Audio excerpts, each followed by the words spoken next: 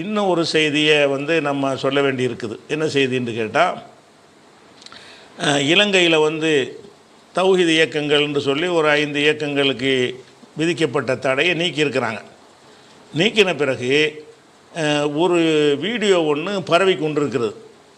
அது என்ன வீடியோன்னு சொன்னால், அந்த ரோஹான் குணரத்னான்னு ஒரு ஆள், அவர் என்னமோ தீவிரவாதத்தை பற்றி ஆய்வு செஞ்ச ஒரு நிபுணர் என்று ராஜபக்சேக்களுடைய ஆட்சியில் அவர் ரொம்ப முக்கியத்துவம் கொடுத்து அவர் ஆலோசகராக வைக்கப்பட்டிருந்தார். அவருடைய ஆலோசனையின் பேரில் தான் பல இயக்கங்கள் தடை செய்யப்பட்டன. அந்தளவுக்கு அந்த ராஜபக்சே குடும்பத்திற்கு, அந்த அரசாங்கத்துக்கு ரொம்ப நெருக்கமானவராக அவர் இருந்தார்.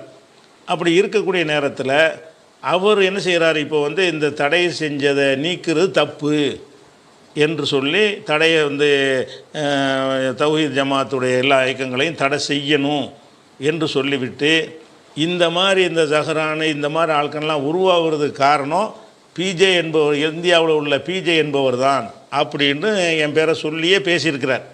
என்னை சொல்லிய இவர் தான் இந்த மாதிரி இந்த ஜஹரான் இந்த மாதிரி தீவிரவாதிகள் உருவாவதற்கெல்லாம் அடித்தளமாக இருந்தார் அப்படின்னு சொல்லி ஒரு ஆங்கிலத்தில் அவர் ஆற்றிய உரை வந்து என்ன செய்கிறாங்க, பரவலாக பரப்பிட்டு இருக்கிறாங்க. ஆனால் இவருக்கு இப்போதைக்கு வந்து அந்த மாதிரியான ஒரு அரசாங்கத்தில் செல்வாக்கெல்லாம் கிடையாது. இருந்தாலும் இந்த கருத்தை சொல்லியிருக்கிறார். இவர் சொல்லியிருக்கும்போது இந்த கருத்தை பொறுத்த வரைக்கும் இவர் இப்படி சொல்கிறாரு இல்லையா, இவருக்கும் எனக்கும் ஒரு தொடர்பு இருக்குது. அதை உங்களுக்கு விளங்கிட்டாலேயே இவர் எந்த மாதிரியான ஒரு சந்தர்ப்பவாதின்னு உங்களுக்கு விளங்கிடும். அவர் ராஜபக்சேக்கு நெருக்கமானவராக இருக்கும் பொழுது என்னோட பேச வேண்டும் என்று அவர் அங்கே உள்ள நம்ம அப்துல் ராசிக் அவர்கள் மூலமாக தொடர்பு கொண்டு என்னிடத்தில் வந்து அந்த ஜிஹாது தௌஹீது இது மாதிரியான விஷயங்கள் இதுகளையெல்லாம் நான் வந்து கேட்டு அறிய வேண்டும் என்று அவர் தொடர்பு கொண்டார். தொடர்பு கொண்டவுடனே அவருக்கு வந்து நமக்கு தமிழ் தான் தெரியும், அவர் சிங்களம் ஆங்கிலத்தில் பேசினார்னா எனக்கு விளங்காது. அது எப்படிங்க அது பேசுகிறதுக்கு ஒருத்தருக்கு ஒருத்தர் புரிந்து கொள்ள முடியாது என்று நான் சொல்லும் பொழுது, அப்போ ராசிக்கு என்ன செஞ்சார்னு கேட்டால், அவருக்கு சிங்களம் எல்லாமே தெரியும், ஆங்கிலம் தெரியும், சிங்களம் தெரியும், தமிழ் தெரியும். ராசிக்குன்னா நம்ம சிடிஜே அந்த தௌஹீத் ஜமாத்துடைய தலைவர். அவர் என்ன செஞ்சார்னா, நான் வந்து கான்ஃபரன்ஸில் எடுத்து அவர் பேசுகிறத உங்களுக்கு கேட்க வைக்கிறேன், நீங்கள் பேசுகிறத மொழிபெயர்த்து அவருக்கு சொல்கிறேன், அவர் பேசுகிறத மொழிபெயர்த்து உங்களுக்கு சொல்கிறேன் என்று சொல்லிவிட்டு அந்த ராசிக்கு மூலமாக 3 பேர் கான்ஃபரன்ஸ் கால் மாதிரி எடுத்து என்னிடத்தில் வந்து 2 மணி 31 நிமிஷம், அதில் இந்த மொழிபெயர்ப்புன்னு வச்சுக்கிட்டா கூட 1.25 மணி நேரம் வரும். மொழிபெயர்த்து சொல்கிறோம்ல, அதை கழிச்சிட்டு பார்த்தீங்கன்னா ஏறக்குறைய 1.25 மணி நேரம் வந்து என்னிடத்தில் தௌஹீதுண்டா என்ன, ஜிஹாதுண்டா என்ன, இந்த தீவிரவாதத்தை இஸ்லாம் ஆதரிக்குதா எதிர்க்குதா, இதுக்கு எதிராக நீங்கள் செஞ்ச நிலைப்பாடு என்ன, இதுகளையெல்லாம் என்கிட்ட கேட்குறார். அப்போ நான் வந்து எத்தனை ஆண்டு காலமாக இந்த தீவிரவாதத்துக்கு எதிராக நம்ம என்னென்ன செயல்பட்டு இருக்கிறோம், இந்த நாட்டில் வந்து எங்களை அழிக்கிறதுக்குன்னு ஒரு பெரிய ஒரு சக்தியை திரண்டு நிற்கக்கூடிய நேரத்தில் கூட எனக்கு தீவிரவாதம் சம்பந்தப்பட்ட எந்த ஒரு வழக்கும் கிடையாது, அதுக்கு நம்ம ஆதரவு இல்லை. அந்த தீவிரவாதிகளால் எனக்கு அச்சுறுத்தல் இருக்கிற காரணத்தினால எனக்கு போலீஸ் பாதுகாப்பே செஞ்சுருந்தாங்க, PSO பாதுகாப்பெல்லாம் கொடுத்துருந்தோம். இந்த விஷயம் நான் சொல்கிறேன் அவருக்கு, இந்த தீவிரவாதத்துங்கிற வந்துடக்கூடாது என்பதற்கு தான் நாங்கள் வந்து ஜனநாயக வழியில் போராடுற இயக்கத்தையெல்லாம் ஆரம்பித்தோம்னு சொல்லி என்னென்ன அவருக்கு டவுட் இருக்கோ எல்லாத்தையும் கேட்குறார். எல்லாத்தையும் உரிய சான்றுகளோட ஆதாரங்களோடு நான் வந்து சொல்கிறேன், அவருக்கு விளக்குன பிறகு என்ன செய்கிறாருன்னு கேட்டால், அந்த ஆடியோ என்கிட்ட இருக்குது. அந்த ஆடியோ வந்து நான் எப்போவுமே ரெக்கார்ட் பண்ண மாட்டேன், ராஜிக்கு அது கான்ஃபரன்ஸில் பண்ணதுனால ராஜிக்கு அவர்கள் ரெக்கார்ட் பண்ணி எனக்கு வந்து இந்த மாதிரி இந்த உரையாடல் என்கிட்ட இருக்கிறது என்று எனக்கு அனுப்பி வச்சுருந்தார். அந்த உரையாடல் தேவைப்பட்டால் உங்களுக்கு அனுப்பி வைக்கலாம், சிங்களம் தான் எல்லாம் கலந்து வரணும்னு வைங்களேன். அதில் எல்லா விஷயத்தையும் நான் தெளிவுபடுத்தி அதை சொன்ன பிறகு அவர் என்ன செய்கிறாருன்னா, ராஜிக்கு வந்து ஒரு மெசேஜ் போடுறார். என்னமே வாட்ஸ்அப்பில், அந்த வாட்ஸ்அப்பில் பாருங்கள், அவர்கிட்டருந்து வந்த நம்பர் ப்ரொஃபஸர் ரோஹன் குணரத்னாண்டு மேலே தலைப்பில் இருக்குதா, அவர் என்னுடைய இதெல்லாம் பேசி உரையாடலாம் பண்ணின பிறகு P.J. இஸ் ப்ராக்டிக்கல் லீடர் அப்படின்னு அவருக்கு மெசேஜ் எழுதுகிறார். இந்த லைன் கடைசி லைனை பாருங்கள், P.J. வந்து ப்ராக்டிக்கலான ஒரு தலைவர். அது என்கிட்ட பேசின பிறகு அவர் கன்வின்ஸ் ஆகி இவர் தீவிரவாதத்துக்கு எதிரான ஆள் கிடையாது, ப்ராக்டிக்கலான ஒரு விஷயத்தை சொல்லக்கூடியவர் என்று என்னை பற்றி எழுதியவர். இப்போ ஒரு அரசியல் நோக்கத்தை அந்த சிங்கள தீவிரவாதிகளுக்கு ஆதரவு தெரிவிப்பதற்காக வேண்டி, அந்த இனவாதத்தை தூண்டுவதற்காக வேண்டி இப்போ என்ன செய்கிறாரு, என் விஷயமாக அவர் பேசியிருக்கிறார். பிஜே தான் இதுக்கெல்லாம் காரணம், அவர் தொடர்புடைய எல்லாத்தையும் இங்கே தடை செய்யணும்னு சொல்கிறாரு. அதுக்கு எந்த ஒரு ப்ரூஃபும் அவர்கிட்ட கிடையாது. அவர்கிட்ட என்னென்ன சந்தேகம், இன்னும் சொல்ல போனால் இவர் அந்த இலங்கை அரசாங்கத்தில் இவர் கொளுத்தி போட்ட, என்னை பற்றி தீவிரவாதின்னு கொளுத்தி போட்ட அந்த வாதங்களுக்கெல்லாம் அங்கே உள்ள ரஸ்மின் அவர்களும் ராசிக் அவர்களும் நேரடியாக ஆஜராகி, அந்த வீடியோக்கெல்லாம் நீங்கள் சமூக வலைதளங்களில் 2 ஆண்டுகளுக்கு முன்னாடி பார்த்துருப்பீங்க.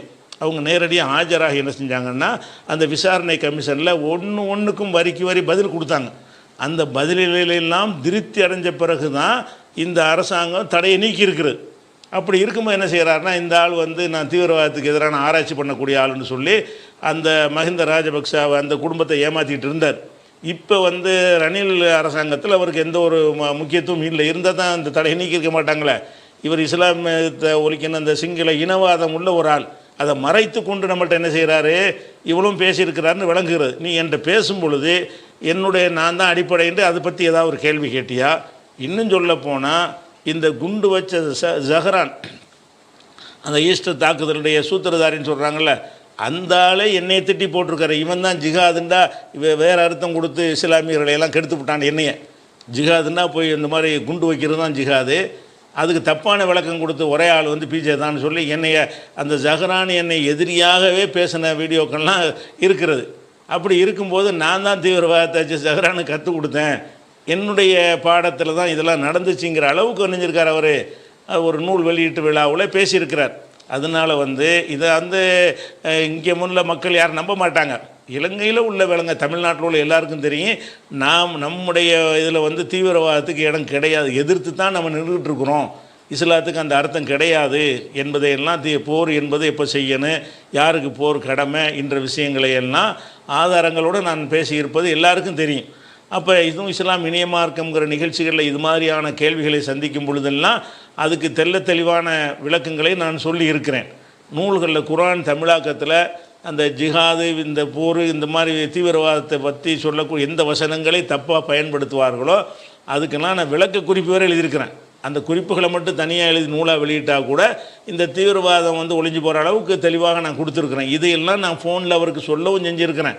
சொன்னது மட்டும் இல்லாமல் நம்முடைய மொழியாக்கமும் அவருக்கு கொடுக்கப்பட்டு இருக்கிறது, அந்த ஆங்கிலத்தில் கொண்டு போய் கொடுக்கப்பட்டிருக்கிறது.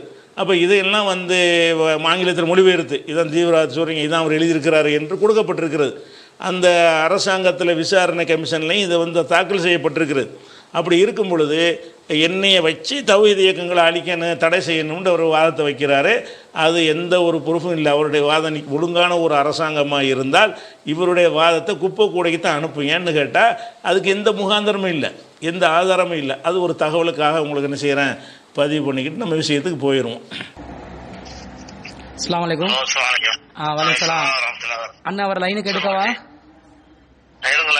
சரி, okay. Hello. Hi. Sir, Mr. P.J. is available here. Mr. P.J., I thank you very much for speaking to me. அவர் நன்றி சொல்றாரு பேசுறதுக்கு சார். அண்ணன் ஓகே, நன்றி வாழ்த்து சொல்லுங்க. Okay, he also wishes you. Tell him that for a long time okay I have been waiting to speak to him because okay I'm very interested in the Tawhid ideology. அண்ணா அவர் என்ன சொல்றாருன்னா, ரொம்ப நாள் அவங்களோட பேசுறதுக்கு அவர் விரும்பி இருந்தாராம். அதே நேரத்தில் அந்த தௌஹீத் சிந்தனையில மிகப்பெரிய ஒரு விருப்பமும் அவருக்கு இருக்கிறதா அவர் சொல்றாரு. Okay okay, it's his pleasure. Yes. When did the Tawhid ideology first come to Tamil Nadu? அண்ணா அவர் என்ன கேட்கிறாருண்டா, தௌஹீத் என்ற இந்த சிந்தனை தமிழகத்துக்கு ஆரம்பத்தில் எப்ப வந்ததுன்னு கேட்கிறார். தௌஹீதுங்கிற சிந்தனை தமிழகத்துல துவக்க காலத்திலேயே இருக்குது, இப்ப புதுசா வந்தது இல்ல. சரி, ஆரம்ப இஸ்லாம் வந்த பொழுது சரி நம்ம தமிழ்நாட்டுல தௌஹீது சேர்ந்து வந்துருச்சு. இப்ப நம்ம ஒரு நவீன காலத்துல வாழ்றதுனால நம்முடைய பிரச்சாரத்தினால பரவலா தெரியுது. சரி, ஒவ்வொரு காலத்திலயுமே இந்த மாதிரி இணை கற்பித்தல் நடக்கும் பொழுது சரி அங்க உள்ள மார்க்க அறிஞர்கள் எதிர்த்திருக்கிறாங்க. சரி, அதாவது இந்த தர்கா இதெல்லாம் எதிர்த்து கடுமையா போராடி இருக்கிறாங்க. சரி. அவங்க போராடின விஷயங்கள் அந்த ஊரோட நின்றும். சரி. அந்த சங்கிலி தொடராக எல்லா பக்கத்துக்குமே அது போகல. சரி.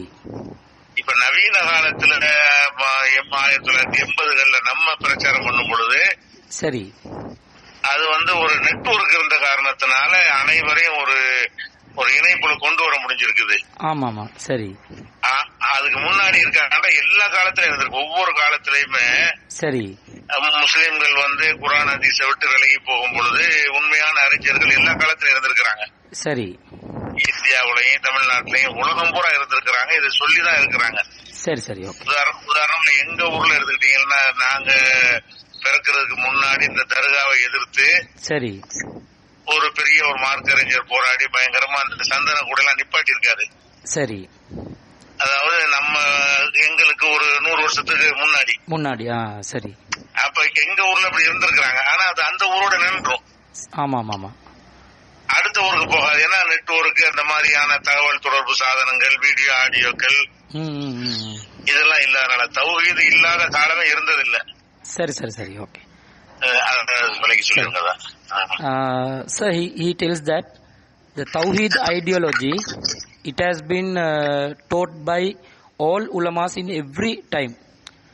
After the death of Prophet until nowadays, in every era, there has been preach of Tawheed in all countries. For an example, in Tamil Nadu, in 1980s, Mr. P.J. has started to preach the Tawheed ideology.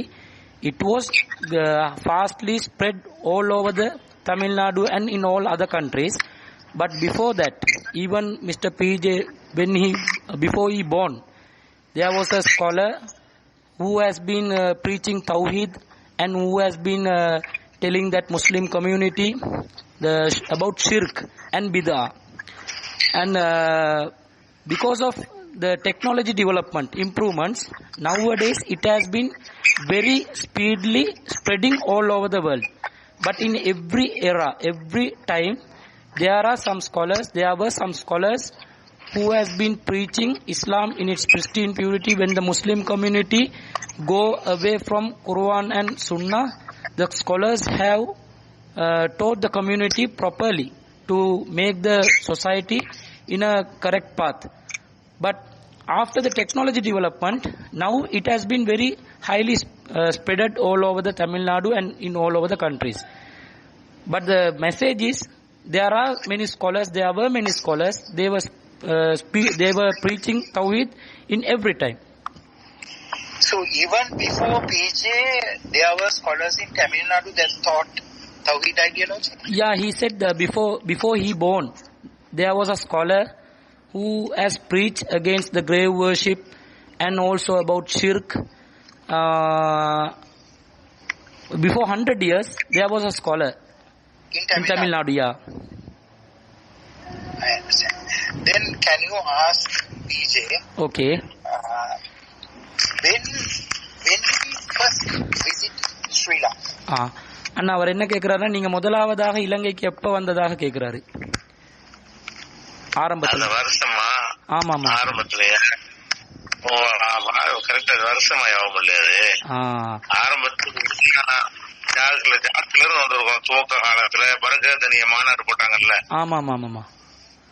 அந்த பரகதனி அந்த ஒன்னு வருஷமா ஞாபகத்துக்கு இல்ல. First அந்த பரகதனிய மாநாடுக்கு வந்தோம். அதுக்கப்புறம் Umar அலி விவாதத்துக்கு வந்தோம். அதுக்கப்புறம் கல்முனை டிபேட்டுக்கு ஒரு தடவை வந்திருந்தோம். சரி. அதுக்கு பிறகு அந்த காத்தாங்குடி, புத்தளம், அங்கெல்லாம் மீட்டிங் போட்டாங்க. அதுக்கு அதான் லாஸ்ட் 2005. ஆமா ஆமா, அதான் 2005. துவக்கத்துல வருஷம் கரெக்டா ஆகும் முடியல. அது உங்களுக்கு ஆகும் முடியாது கரெக்டா? ஆமா, அந்த 87 88 கல்முனை ஒப்பந்தம் அப்படி. அதுக்கு முன்னாடி அதாவது இந்த விவாதம் நடத்தின பரகாதனையோட ஃபர்ஸ்ட் மாநாடு போட்டாங்கல்ல. ஆமா, அந்த வருஷம் எனக்கு ஞாபகத்துல இல்லையே பெண்ணு. ஆமா, அது வருஷம் கரெக்டா ஆகும். அது உத்தேசமா சொல்றதா இருந்தா சரி 80 தான் இருக்கணும். 80 அந்த காலத்துல. So he said that he didn't remember the years properly, but he can remember that he has first visited to Sri Lanka in the Paragadiniya conference. There was a conference in Paragadiniya. It all about at 1980s. And after that he has visited to a debate with Jamaatul Muslimin. That was held in my memory, it was held in 1992 or 93. And after that for Kalmuna there was a debate, agreement with Sunnat wal Jamaat, and he visited to there that time also. And after that he visited to for a debate in not for the debate, he came in 2005 in Katangudi. He did a program, and in Gaul in some areas. That was when SLTJ was started. And likewise he has visited several times, but he didn't remember the days properly. He said he visited Putla? No, he said he has visited to Katangudi and other areas which he came in 2005. 2005 or 2015? No, 2005. Final, he came the final visit at 2005. To Katangudi, huh? And Katangudi and several areas, sir. We have organized some programs. He mentioned that Katangudi and some other areas. That is when Sri Lanka Tawheed Jamaat is formed, yes. Okay. Now, please ask, has he ever met Zahran? சஹரான வந்து நீங்க சந்திச்சதான்னு கேக்குறாரு எப்பயாவது. ஜஹரான வந்து நம்ம சந்தித்தது இல்ல. சரி. அவருக்கு நமக்கு சில கருத்து மோதல்கள் வரும். சரி. அந்த காலத்துல இந்த மெயில் வழியாக பரிமாறது பிளாக் பாஸ்ட் இருந்துச்சு அந்த காலத்துல. ஆமா.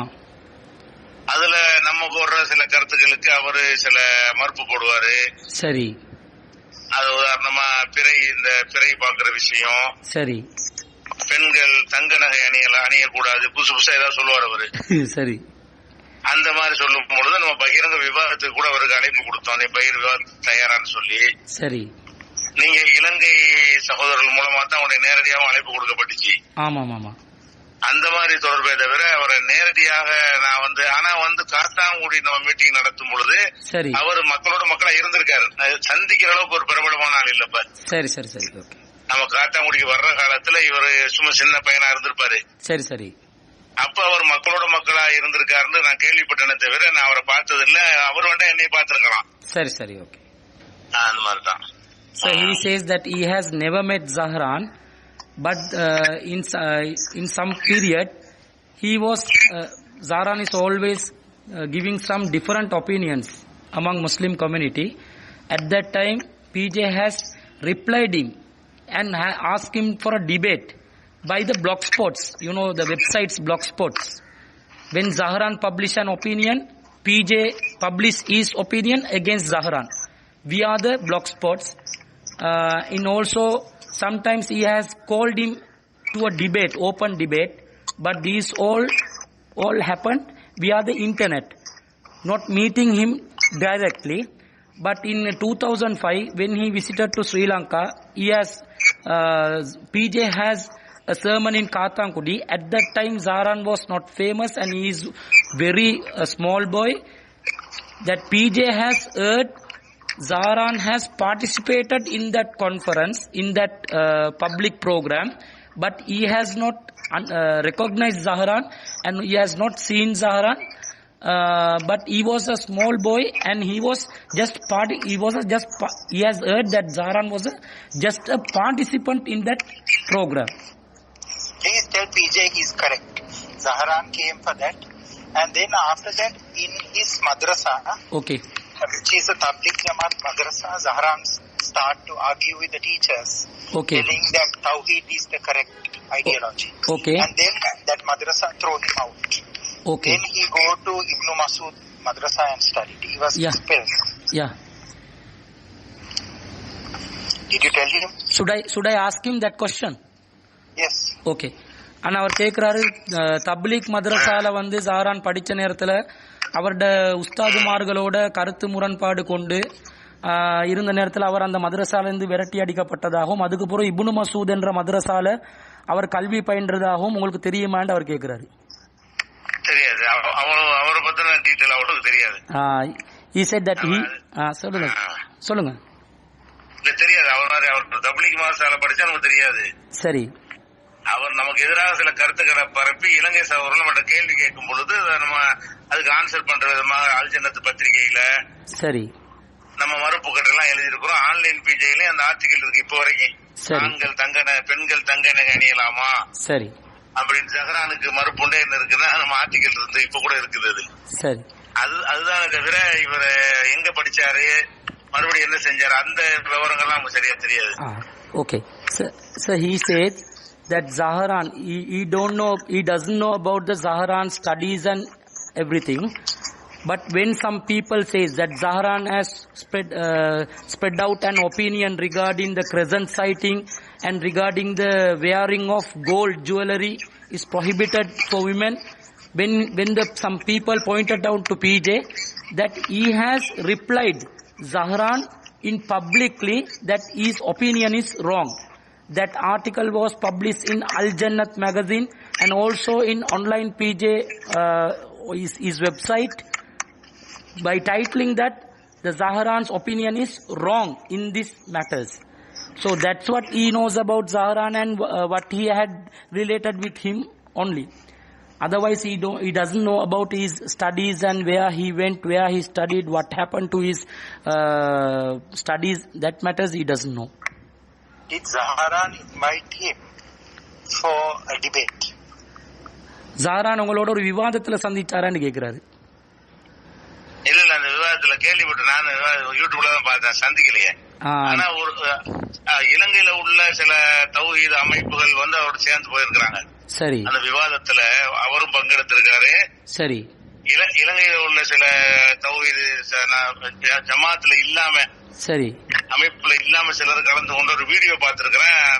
நம்மளோட சேர்ந்து பங்கெடுக்கல. சரி. So he says that he has not debated and met with Zaharan in a discussion, but there are some scholars in Tawheed in Sri Lanka who are not related to our organization that he has seen a YouTube video that Zaharan and other Tawheed some scholars in Sri Lanka has debated with other opponent parts in Sri Lanka that he has seen in YouTube channel.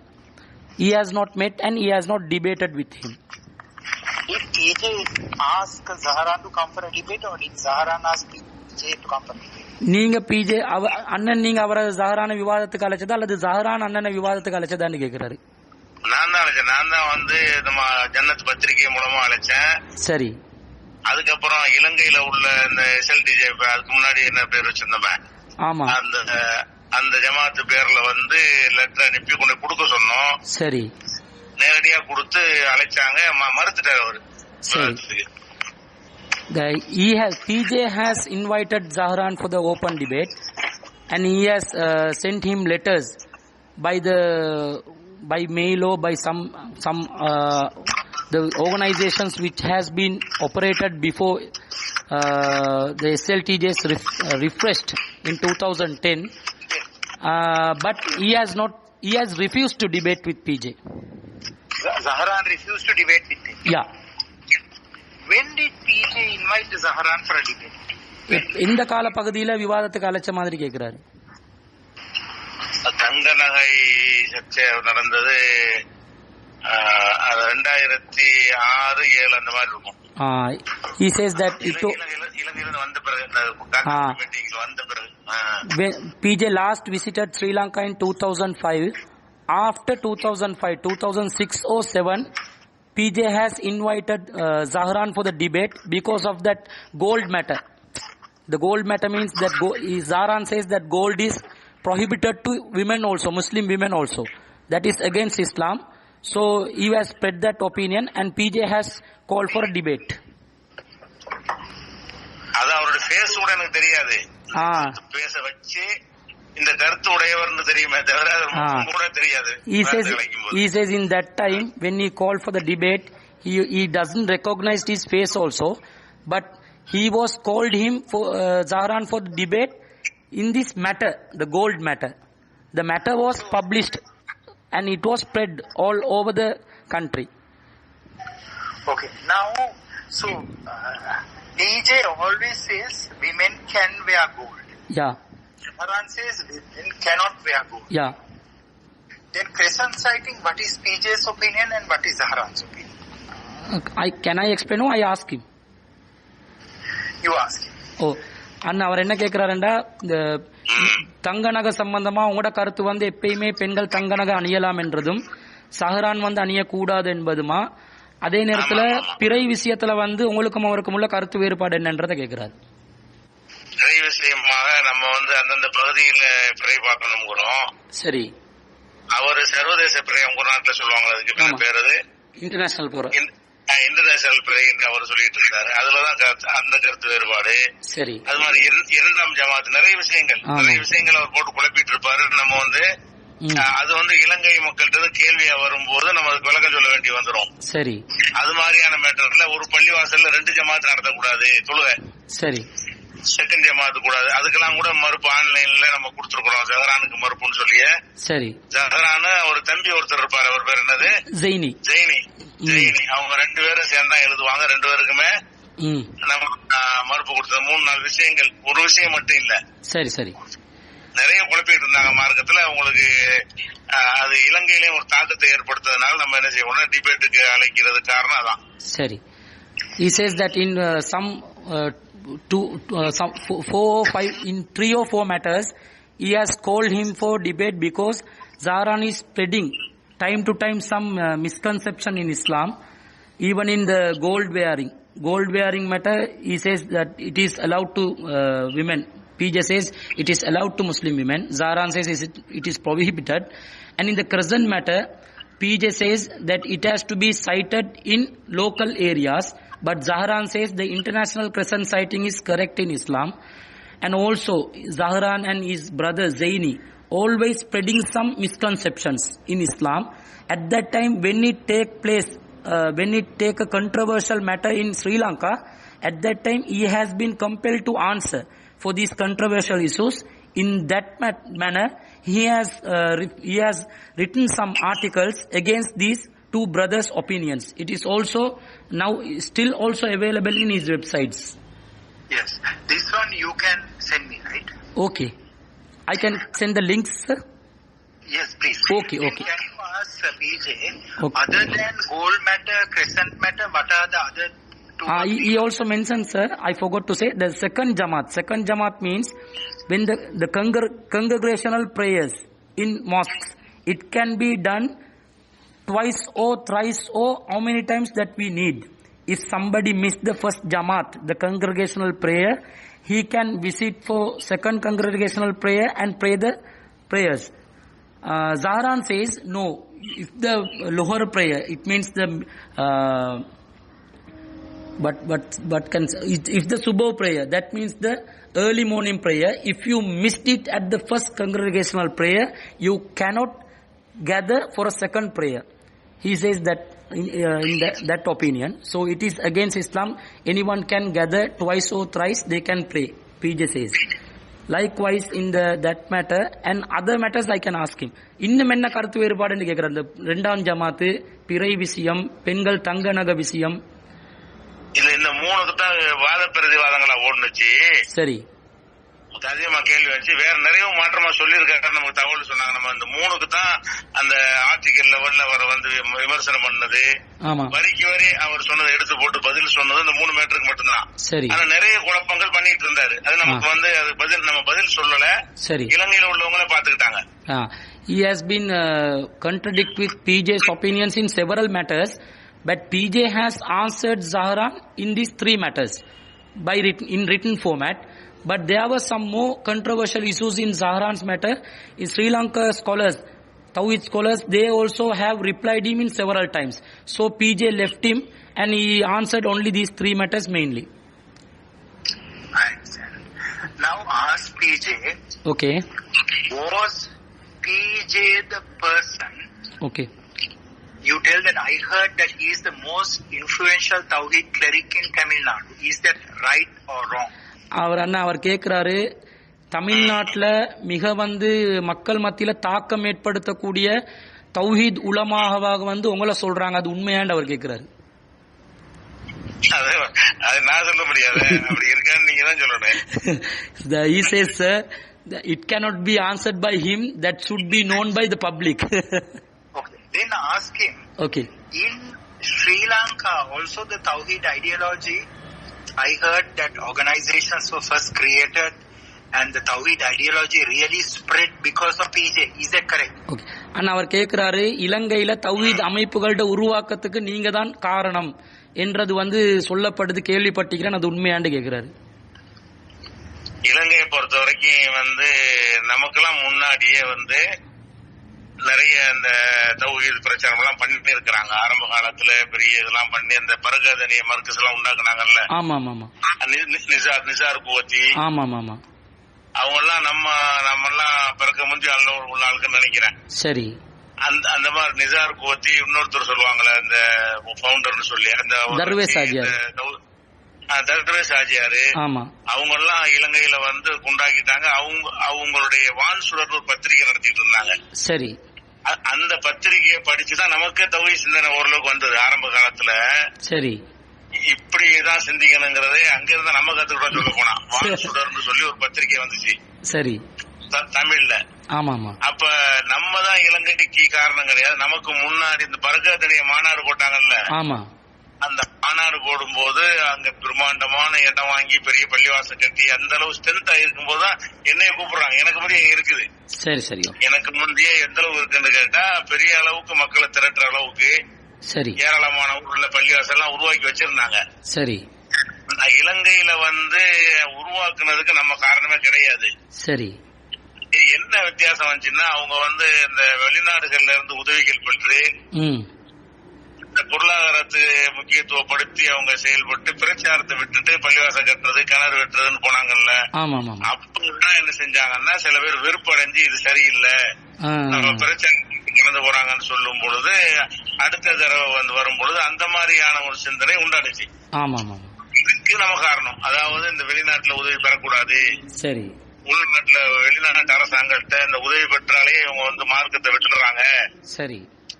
அதே பரகாதனியை எதிர்த்து தான் அடுத்தடுத்துல நம்ம வந்தோம். ஆரம்பத்துல பரகாதனியோட அழைப்புல வந்தாலும் சரி. அதுக்கடுத்து வரும்போது பார்த்தா அவங்க இந்த அரபு நாடுகளுக்கு ஷோ காட்டுறதுக்கு தான் அந்த மாநாடு கூட நடத்துறாங்க. சரி. சரியா பிரச்சாரம் பண்றது இல்ல. சரி. வெளிநாட்டுல ரூபா வாங்கி பள்ளிவாசல் கட்டி கொடுக்கறது, கிணறுகள் கட்டி கொடுக்கறது. சரி. இதெல்லாம் செய்ய ஆரம்பிச்ச பிறகு இது தவறு என்று சுட்டி காட்டின நிறைய பேர் வெறுப்படைஞ்சு இருந்தாங்க. ஆமா. அந்த நேரத்தில் தான் அது போன்ற உமர் அலிங்கிற ஒரு பிரச்சாரம் பண்ணிட்டு இருந்தாரு. அதை கூட உங்க எதிர்கொள்ளல. சரி.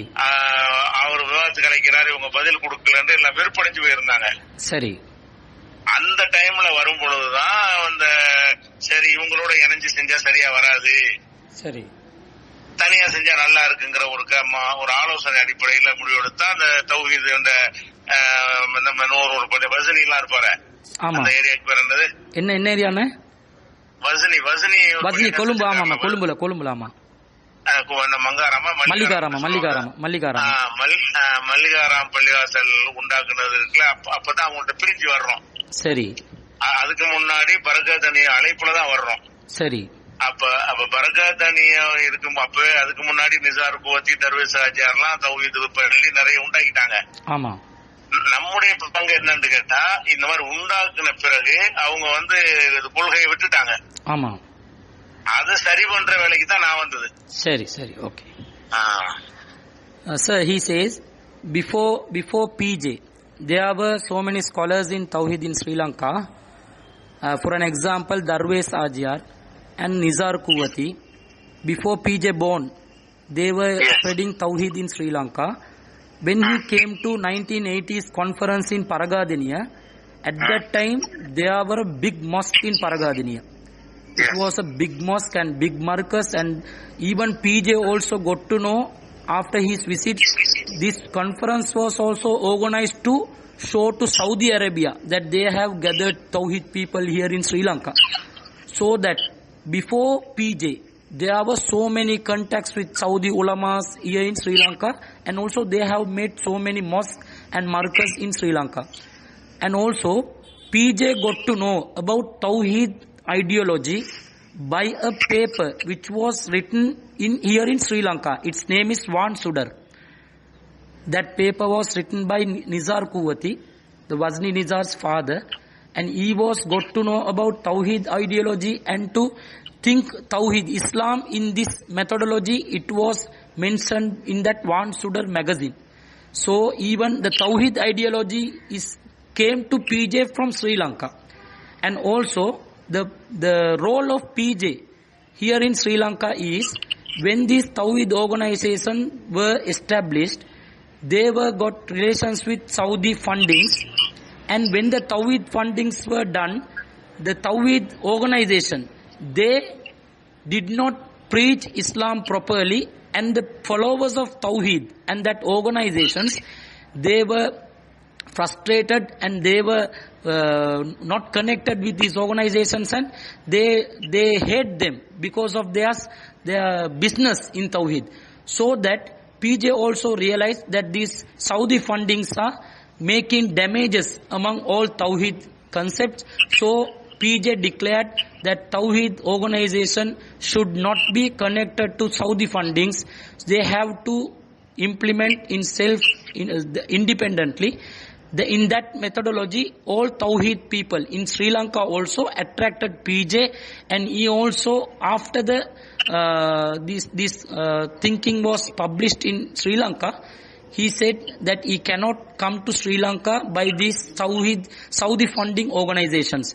And that time, in 2005, that time, the Ghazni Nizar in Colombo, Mallikarama area, the organizer, he invited PJ to come to Sri Lanka and preach Islam, preach Tawheed in proper manner without the Saudi funding movements. So that is what happened to that is what the role of PJ in Tawheed. The people who gathered around PJ for this reason, the Tawheed organization, they did not properly preach the Tawheed and they were polluted with Saudi fundings, and PJ declared that Tawheed should be preached in purely without foreign fundings, so that people gathered around PJ's ideology, and it was an impact of him. Is the Saudi funded polluted what? The polluted means they are getting commissions and they are making wells and building mosques all around the country. It was damaged to our society. That is why he decided not to take funds from foreign countries. How did the Saudi funding pollute the Tawheed thinking? Shall I ask him or I answer? You can ask. Okay. அண்ணா அவர் கேட்கிறாரு, Saudi அந்த நிதி எப்படி வந்து தௌஹீத் சிந்தனையை வந்து மாசுபடுத்திச்சுன்னு கேட்கிறாரு. அதாவது சவுதியில வந்து அவங்க என்ன செய்யறாங்கன்னா, அந்த தௌஹீத கொண்டு போறதுக்காக மதீனா யூனிவர்சிட்டின்னு வச்சிருக்காங்க. சரி. அந்த யூனிவர்சிட்டியில வந்து உலகம் பூரா வந்து மாணவர்கள் இருப்பாங்க. சரி. உலக நாடுகள்ல இருந்து மாணவர்கள் எடுத்து அங்க அவங்களுக்கு இலவச படிப்போட அந்த ஸ்காலர்ஷிப் கொடுப்பாங்க. அதுவே ஒரு பெரிய ஒரு சம்பளம் மாதிரி இருக்கும். ஒரு 50,000 ரூபாய் அளவுக்கு மாசத்துக்கு வீட்டுக்கு அனுப்பலாம். சரி. அந்த அளவுக்கு ஒரு பணம் மாசம் அவங்களுக்கு கொடுக்கற உதவி பணமே சாப்பாட்டுக்கு போக நிச்சயமா இருக்கு. அதனால நிறைய பேர் படிப்பாங்க. சரி. அந்த மாதிரியான வாய்ப்புகள் வந்து அந்த மதீனாவுல படிச்ச மதனிங்கிறது தான். சரி. மதீனாவுல படிச்சவங்களுக்கு என்ன செய்யறாங்கன்னா, படிச்சுட்டு வந்த பிறகு சரி அவங்க சம்பளம் கொடுப்பாங்க. இவங்க வந்து சம்பளத்துக்கு தான் வேலை செய்யறது. இதெல்லாம் எனக்கு விளங்காது. பிறகு நீங்க வரும்போது வந்த பிறகுதான் விளங்கிட்டது. சரி. அவங்க என்ன செய்வாங்கன்னு கேட்டா, நீங்க நாங்க பிரச்சாரம் பண்றோம் அது பண்றோம்னு சொல்லி அதுக்காக அவங்க எல்லாருமே சேலரி மதனின்னு இருந்தாங்கன்னால அவங்களுக்கு சேலரி உண்டு. சரி. அங்க இருந்து மந்த்லி சம்பளம் கொடுப்பாங்க. அதை வச்சுதான் இவங்க வந்து பிரச்சாரம் பண்ற மாதிரி படம் காட்டுறது. பிறகு தனி எவ்வளவு மாநாடு போட்டது கூட நம்ம எல்லாம் கூப்பிட்டு அதிக கூட்டம் வரும், அதை காட்டலாம்ங்கிறது தான் அதெல்லாம் செஞ்சிருக்கிறாங்க. சரி. அது நமக்கு தெரியல. அப்ப என்னன்னு கேட்டா, சவுதிக்கு வந்து இந்த மாதிரி உலகம் பூரா இருக்கு. உலகம் பூரா வந்து சரி அந்த மதனிகள் சொல்லி வந்து மதீனா யூனிவர்சிட்டியில வந்து மாணவர்களை சேர்த்து சரி அவங்க சரியான கல்வி மார்க்க தௌஹீத் பேசலாம் சொல்லி கொடுக்குறாங்க. சரி. சொல்லி கொடுத்துட்டு என்ன செய்யறாங்கன்னு கேட்டா, இத வந்து அவங்க பொருளாதாரம் நிறைய இருக்கிற காரணத்தினால சரி நீங்க போய் உங்க நாட்டுல பிரச்சாரம் பண்ணுங்க, சரி சம்பளம் நாங்க தந்துடுறோம்னு சொல்லி எல்லா நாடுகள்லயும் இந்த மாதிரி இந்தியாவில கூட மதனிகள் சொல்றவங்களுக்கு சம்பளம் உண்டு. சரி. அதுல கேரளாவுல ரொம்ப அதிகமா இருக்கு, தமிழ்நாட்டுல சுமாரா இருக்குது. சரி. அது மாதிரி இலங்கையில ரொம்ப ரொம்ப அதிகம். இலங்கையில நிறைய மதனிகளுக்கு சம்பளம் கொடுக்குறாங்க. சரி. அந்த சம்பள தொடர்பு வந்த பிறகு என்ன செய்யறாங்கன்னு கேட்டா, இவங்க அந்த தொடர்பு வைத்துக் கொண்டு சரி ஃபண்டு உதவி செய்யக்கூடிய நிறுவனங்கள் என்னென்ன இருக்குன்னு இவங்க கண்டுபிடிச்சு என்ன செய்யறாங்கன்னா, இங்க இருந்து கடிதம் எழுதுவாங்க. இலங்கை ரொம்ப பின்தங்கின நாடு, இங்க இந்த ஊர்ல பள்ளிவாசல் இல்லாம இருக்கிறாங்க, மக்கள் கஷ்டப்படுறாங்கன்னு எழுதி சரி அப்படி ஒவ்வொரு பள்ளிக்கா எழுதணும்னா அந்த பள்ளிவாசலுக்கு உதவி செய்யறதுக்கு சங்கங்கள்லாம் இருக்குது. சரி. அது அரசு உதவி பெற்றது, ஆனா தனி அமைப்பது. சரி. அந்த மாதிரி நிறுவனங்கள்ட்ட என்ன செய்வாங்கன்னா, பள்ளிவாசல் கட்டுறது, இந்த ஊரு ஏழ்மையான ஊருக்கு தண்ணி வசதி இல்லாம இருக்குதுன்னு சொல்லி பள்ளிக்கூடம், மதரசா, ஹாஸ்பிட்டலு, பள்ளிவாசல் 4 விஷயம் தான், வேற விஷயம் கிடையாது. அதாவது ஹாஸ்பிட்டல், இந்த கிணறு போன்ற விஷயங்கள், மதரசா, பள்ளிவாசல். இந்த விஷயங்களுக்கு என்ன செய்யறாங்க, இவங்க சம்பளம் தனியா வாங்கிக்கிறாங்க. சரி. வாங்கி கொண்டு நாங்க பெரிய மதரசா கட்ட போறோம், அதுக்கு பணம் வேணும், கஷ்டப்படுறோம்னு சொன்ன உடனே அவன் அதுக்குரிய செலவெல்லாம் அனுப்பிடுவான். சரி. அனுப்புனான்னு சொன்னா இவங்களுக்கு அந்த வேலையை செய்யறதுக்கு இவங்களுக்கு 10% கமிஷன் வர கொடுத்துருவான். ஆமா. அத 10 லட்சத்துக்கு அந்த பள்ளிவாசல கட்டுறதா இருந்தா 1 லட்சம் இவங்க அதுக்கு மெனச்சறதுக்கு எடுத்துக்கொள்ளலாம். சரி. இதுக்காக என்ன செய்வாங்கன்னு, ஆள் இல்லாத ஊர்ல எல்லாம் போய் பள்ளிவாசல் கட்டுவாங்க. மக்கள் இல்லாத ஊர்ல எல்லாம் கிணறு கட்டி பாலடைஞ்சு இருக்கிறதெல்லாம் நாங்க அந்த 2005 வருமா நம்மள்ட்ட காட்டினாங்க பல ஊர்கள்ல. சரி.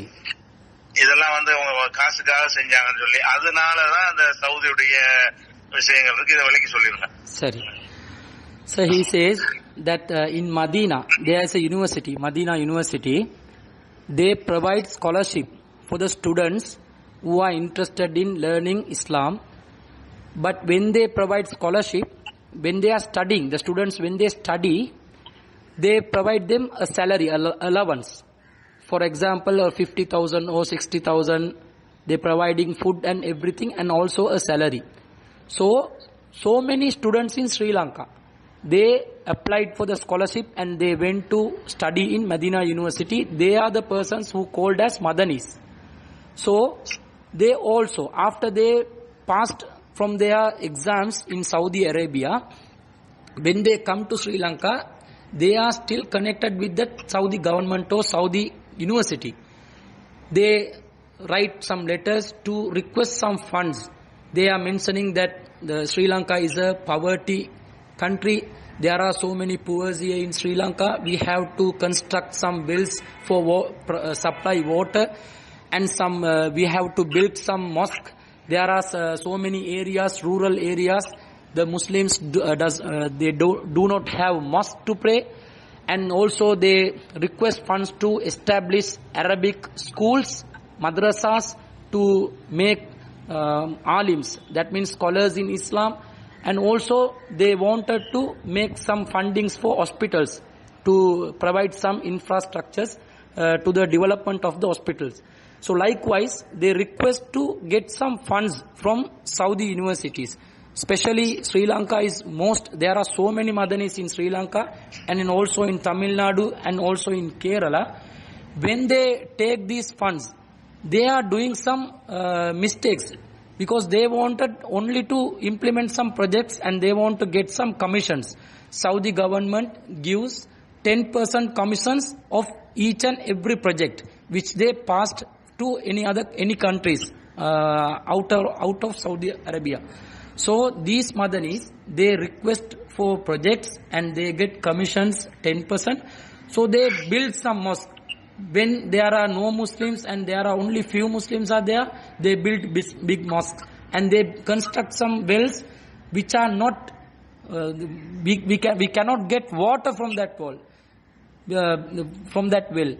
When P.J. visited in 2005, he saw so many mosques and so many wells and so many misuse. The misuse of the fundings are doing by these Madanis, so that he objected to take funds from foreign countries, especially from Saudi Arabia. Other than these 4 projects, they are not doing any projects in Sri Lanka. That is what he knows. Then PJ said no more money. No more money, yeah. Okay. Now ask him. Okay. He said that he saw an article Okay. That was written in Sudar, Van Sudar, yeah. by Nizar Kuvati. Yeah. Which year was that? அண்ணா அவர் கேட்கிறாரு, அந்த வான் சுடர் பத்திரிகை எந்த வருஷத்துல நீங்க பார்த்ததா அவர் கேட்கிறாரு. நாங்க மதரசா சங்கர மந்தல இருக்கும்போது 82 எல்லாம் பார்த்திருக்கிறோம். In 1980s, 1982s, continuously they have read the Van Sudar magazine. What was the article that inspired you? அந்த ஆர்டிகல் என்னன்றது அவர் கேட்கிறார், ஞாபகம் இருக்குதான்னு கேட்கிறாரு. நிறைய இந்த தர்காவுக்கு போறது எல்லாமே இந்த இலங்கையில் நடக்கக்கூடிய சிறுக்கு விதத்தை கண்டிச்சு எழுதுவாங்க. சரி. சிறுக்கு அந்த மந்த்லி பேப்பர் அது. சரி. தர்காவுக்கு போலாமா, ஜியாரத் செய்யலாமா, சரி, அவுலியாக்களுக்கு சக்தி உண்டா, சரி, இந்த மாதிரி விஷயங்கள்லாம் மதுஹப் பின்பற்றுறது, இந்த விஷயங்களை எல்லாம் சரி மதுஹப் தரிகாந்தே சுரம்ல எல்லாத்தையுமே இந்த வான் சுடர்ல வந்து ரொம்ப ஆத்தன்டிக்கா அப்போதைக்கு எழுதுவாங்க. சரி. நமக்கு புதுசா தெரியும், நமக்கு அந்த மதரசாவுல இந்த சுன்னத் ஜமாத் மதரசால படிச்சாத்தலாம் நம்ம.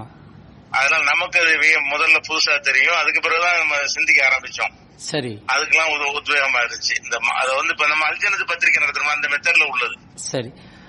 He says that in that area, Van Sudar paper, there are so many articles mentioning that can Muslims do grave worships and can Muslims follow madhhab and preachings against shirk and bid'ah, doing associating partners to Allah and doing innovations in Islam. There were so many articles in that. And also, does the awliyas has powers to miracles? Likewise, he has seen many articles which was attracted him, but those all articles were authenticated. It provides Quran Sunnah evidence. But P.J. was a student of Sunnat wal Jamaat. He passed out from a Sunnat wal Jamaat madrasa. So these articles were new to him, and it was authentic. It was convinced him to accept these articles, things, matters, because it was authenticated by Quran and Sunnah. So it was a paper. Van Sudar is a paper. It is issued monthly in Sri Lanka, and he used to read that paper. And it is like a paper which they also issued in India, like Al Jannat paper. Okay, what year did P.J. become a Tawhid? தௌஹீத்வாதியாக நீங்க எந்த வருஷம் வந்தேன்னு அவர் கேட்கிறாரு. தௌஹீதுடைய சிந்தனை உள்ளவராக. தௌஹீத் சிந்தனைங்கிறது 84. ஆமா, 84 தான் பிரச்சாரத்தை வந்து ஆரம்பிச்சோம். நஜாத் பத்திரிகை, அதுக்கப்புறமேல அமைப்பு ரீதியா கொண்டு போகலாம். 84க்கு அப்புறம் தான். சரி. He says that in 1984 he preached Tawheed in publicly. He was doing some papers also called as Al-Najat, and he was preaching Tawheed publicly in 1984. And when did he go to Paragadini? What year? Paragadiniya வந்த year எதுன்னு கேக்குறாரு. பரகாதனியா வந்தது 90 இருக்கும்னு நினைக்கிறேன். அதுல அந்த பத்திரிகை நடத்தி நம்ம ஒரு பிரபலமான பிறகு நம்மளை கூப்பிடுறாங்க. 84க்கு பிறகு சரி நம்மளுடைய அந்த பத்திரிகை எல்லாம் அங்க இலங்கையில ஒரு தாக்கத்தை ஏற்படுத்தின பிறகு சரி நம்முடைய ஆடியோ கேசட் தானே, சரி ஆடியோ கேசட்டுகள் வழியா இலங்கையில எல்லாம் நம்ம பயான்கள் கேட்க ஆரம்பிச்ச உடனே சரி இவரை கூப்பிட்டா வந்து கொஞ்சம் கூட்டம் வரும்னு சொல்லி நம்மளை அழைச்சாங்க. சரி. After his magazines, Al-Najat articles, which was popular among Sri Lankan Muslims, and his sermons, P.J.'s sermons by audio cassettes. That time audio cassettes were issued. It was famous among Tawhid brothers in Sri Lanka. After that, he says at about 1990 that he was invited to Sri Lanka. So his first visit was in 1990. Oh, he says approximately 1990. Not definitely he's saying the year. About 1990. To Paragadini? Yeah, to Paragadini. Okay. Al-Najat is a newspaper P.J. published? Yeah. Al-Najat is the magazine, sir. Monthly magazine. Monthly magazine. Yeah. P.J. is the publisher? Yeah. Anna, நீங்க Al-Najat வந்து நீங்க தான் publish பண்ண. Editor. He was the editor, sir. And which year did he start to publish Al-Najat? Al-Najat publish பண்ண year எந்த மாதிரி என்று கேட்கிறாரு. 86. 1986. 86, huh? Yeah. His audios, which period? Audios எல்லாம் பயான் ஆடியோஸ் எல்லாம் வந்த காலம் அதெல்லாம் 84 இருந்துச்சு. 84 இருந்து அந்த ஆடியோக்கள் போயிட்டு இருந்துச்சு. அதுக்கப்புறம் ஏன்னா அப்ப 84 மதரசாவில போதி இந்த சங்கரமந்தல்ல இருந்தோம். அந்த நேரத்துல சரி ஒவ்வொரு ஊரா போய் பிரச்சாரம் பண்ணுவோம். சரி அந்த மாதிரி போயிட்டு இருந்துச்சு. 86க்கு பிறகுதான் ரொம்ப அதிகம் எல்லா பக்கமும் பரவுனது. சரி. In 1984 he was in the madrasa also in Sangaramandalam. So at that time when he invited for sermons, he has visited and he has done so many sermons, and it was started to publish among Muslims in 1984 audio cassettes. 84. Okay. Yeah. Now ask PJ, who invited him in 1990 to visit Paraghadini? Whose invitation? 1990 சொச்சங்கள்ல உங்களை இலங்கைக்கு பரகாதினியில அழைச்சவங்க யாருன்னு கேக்குறாரு. அதாவது ஜம்மியத்து அன்சாரி சுன்னத்தில் முகமதியான் இப்போ அந்த பேர்லாம் இருக்காங்கன்னு நினைக்கிறேன். ஆமா ஆமா. ஜம்மியா அன்சார் சுன்னத்தில் முகமதியான் தான் அந்த அமைப்புக்கு பேர் வச்சிருக்காங்க. ஆமா. அவங்க சார்பா தான் அழைக்கப்பட்டுச்சு. சரி. He was invited to Sri Lanka at that time by Jamiatul Ansar Sunnatul Muhammadiyah, JASM, Paragadiniya. Okay, who was the leader? Does you remember? அந்த டைம்ல லீடரா யார் இருந்தா ஞாபகம் இருக்குதான்னு கேக்குறாரு அண்ணா.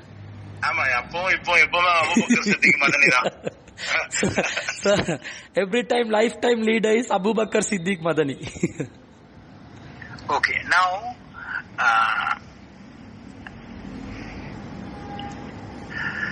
what did he do in Paragadini when he came? அண்ணன் பரகாதினிக்கு வந்த டைம்ல என்ன நடந்துச்சுன்னு கேக்குறாரு திரும்ப. பரகாதனையில வரும்போது டெய்லி அந்த ஃபுல் டைம் பிரச்சாரம் நடக்கும். சரி. பிரச்சாரம் நடக்கும் பொழுதுதான் அப்பதான் அந்த உமர்களுடைய தாக்கம் ரொம்ப அதிகமா இருந்துச்சு. சரி. அதுக்குதான் அந்த மாநாடு போட்டு மக்களை தக்க வைக்கிறது போட்டிருந்தாங்க. உமர் அலி பையத்து வாங்கணும்ல. ஆமா ஆமா ஆமா. அந்த குரூப்புடைய ஒரு தாக்கம் இருக்கும் பொழுதுதான் அந்த மீட்டிங் முடிஞ்ச பிறகு நிறைய பேர் முறையிட்டாங்க நம்மள்ட்ட. சரி. இந்த மாதிரி உமர் அலின்னு ஒரு ஆளு பண்ணிட்டு இருக்கிறாரு, இவங்க சரியா அணுக மாட்டேங்கிறாங்க. சரி. அவர் டிபேட் கூப்பிடுறாரு, இவங்க போக மாட்டேங்கிறாங்க இப்படின்னு சொல்லி நம்மள்ட்ட முறையிட்டாங்க. சரி. அப்பதான் அந்த உமர் அலியோட விவாதம் பண்றதுக்குரிய ஒப்பந்தம் எல்லாம் போட்டு அந்த பயணத்துல ஒப்பந்தம் போட்டு விவாதத்தை தனியா நம்ம வந்தோம். சரி. அப்ப அக்ரிமெண்ட் போட்டுட்டு இவங்க தாவா பண்ற மாதிரி இல்ல. சரி. ஒரு பொருளாதார திட்டத்தெல்லாம் இருக்கு, நம்மளுக்கு கூட அந்த நோக்கத்தெல்லாம் கூப்பிட்டு இருக்காங்கன்னு அப்பதான் நமக்கு விளங்குச்சு. ஆமா ஆமா ஆமா.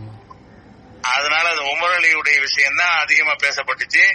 அவருடைய ஊருக்கு கூட ஏறாவூரா என்னமோ நினைக்கிறேன். அவர் ஊரு ஏத்தால உமர் ஏத்தாலங்கிற ஊருக்கெல்லாம் போய் அந்த அவங்க ஊருக்கு போய் அங்க ஒரு மீட்டிங் போட்டோம். இந்த பரகாதனிய மாநாடு முடிஞ்ச பிறகு சரி உமருடைய வாதத்துக்கு எல்லாம் மறுப்பு சொல்லக்கூடிய மீட்டிங் கூட அந்த ஏத்தாலங்கிற ஊர்ல போட்டோம். சரி. அப்படி ஒரு 5-6 ஊர்களுக்கு நம்ம கூட்டு போனாங்க. சின்ன சின்ன ஊர்கள் தான். சரி. அந்த மீட்டிங் முடிச்சுட்டு வந்துட்டோம். அவ்வளவுதான். ஒரு 5 நாள் 6 நாள் இருந்திருப்போம். அவ்வளவுதான். So he says that about 5 or 6 days he visited to Sri Lanka at that time. First, the Jamiatul Ansar Sunnatul Muhammadiyah at Paragadiniya, they made a conference. That means bayan sermon continuously for 1 day. So many the scholars they speak there. And also after that, at that time, the Umar Ali means the leader of Jamaatul Muslimin Bayat group, Puttala Metala. His opinion was spread out in Sri Lanka, and it made a big impact among Muslims. So all Muslims. Umar Ali is from which organization? Jamaatul Muslimin. Jamaatul Muslimin. Oh, it is their office is located at Puttalam district, Etala. Correct. Okay. So at that time, his opinion was made a big impact among Muslims. That means Umar Ali says that those who do not make bay'ah, they are not Muslims. So the Paragadani also, they wanted to answer for Umar Ali. So they invited PJ here, and he had made a sermon in Paragadani, and also they made a sermon. They organized a public program in Etala, Umar Ali's area. And PJ at that time he called Umar Ali for a debate, and he cleared the misconceptions of Umar Ali's among Muslims at that area, and he also visited some small villages for bayan sermons, and he left. After that, PJ also came against Sri Lanka to debate with Umar Ali. So PJ first discussed this matter with Umar Ali in Paragadini. After that, PJ went to Umar Ali's hometown. No. PJ made a public program among Tawhid people at Paragadiniya. It was a different program, but his the intention was to clear about Umar Ali's opinions. And he did that at Paragadini. He did at Paragadiniya, and also they made a program after that in Etala area, Umar Ali's area. And he close to Umar Ali's mosque, they made a program and they cleared the misconceptions by Umar Ali among their people. And also he called in Umar Ali for a debate. But at that time, debate was not done. After that, again PJ came to Sri Lanka and made the debate with him. In Puttalam area. The debate was done in Puttalam area. So he did not come for the debate the first time? No. He did not. Next time he came? Yeah. That is what he said. Yes, sir. Okay, very interesting. And did he accept defeat? Defeat means, sir? Yeah. Sir, அவர் கேக்குறாரு Umar அலி வந்து தோல்வியை ஒத்துக்கொண்டாராண்டு. ஆமா, அவர் தோல்வியை வந்து யாருன்னு ஒத்துக்கிற மாட்டாங்க. சரி, மக்கள் தெளிவாயிட்டாங்க. என்னட்டா அவர் சொன்ன பிறகு, அந்த விவாதத்துக்கு பிறகு சரி, அவர் ஒட்டுமொத்த முஸ்லீம்களை கூட வென்றெடுத்துருவாங்க அளவுக்கு ஃபாஸ்டா போயிட்டு இருந்துச்சு அவருடைய பிரச்சாரம். சரி, சரியான முறையில முகம் கொடுக்க முடியல. அவரு தப்பா சொல்றதுக்கு வந்து பதில் சொல்ல முடியாம இருந்தாங்க. அந்த விவாதத்துக்கு அப்புறம் என்ன ஆச்சுன்னா, டோட்டலாவே அவர்கிட்ட இருந்த பல ஊர்கள் வந்து அவருக்கு நதீர் மௌலவின் இருந்தாரு. நிறைய பேர் கலந்து வந்தாங்க. அவர்கிட்ட இருந்த ஆட்கள்ல சரி, நிறைய பேர் அவரை விட்டு போயிட்டாங்க. அவர் அந்த இப்ப அந்த ஏத்தாலையில மட்டும்தான் இருக்காரு. அவருக்கு எந்த செல்வாக்கு இல்ல. அவரே அந்த கொள்கையை பிரச்சாரம் பண்ற அளவுல இல்ல. அந்த அளவுக்கு ஒன்றும் இல்லாம சீன் அவுட் ஆயிட்டாரு.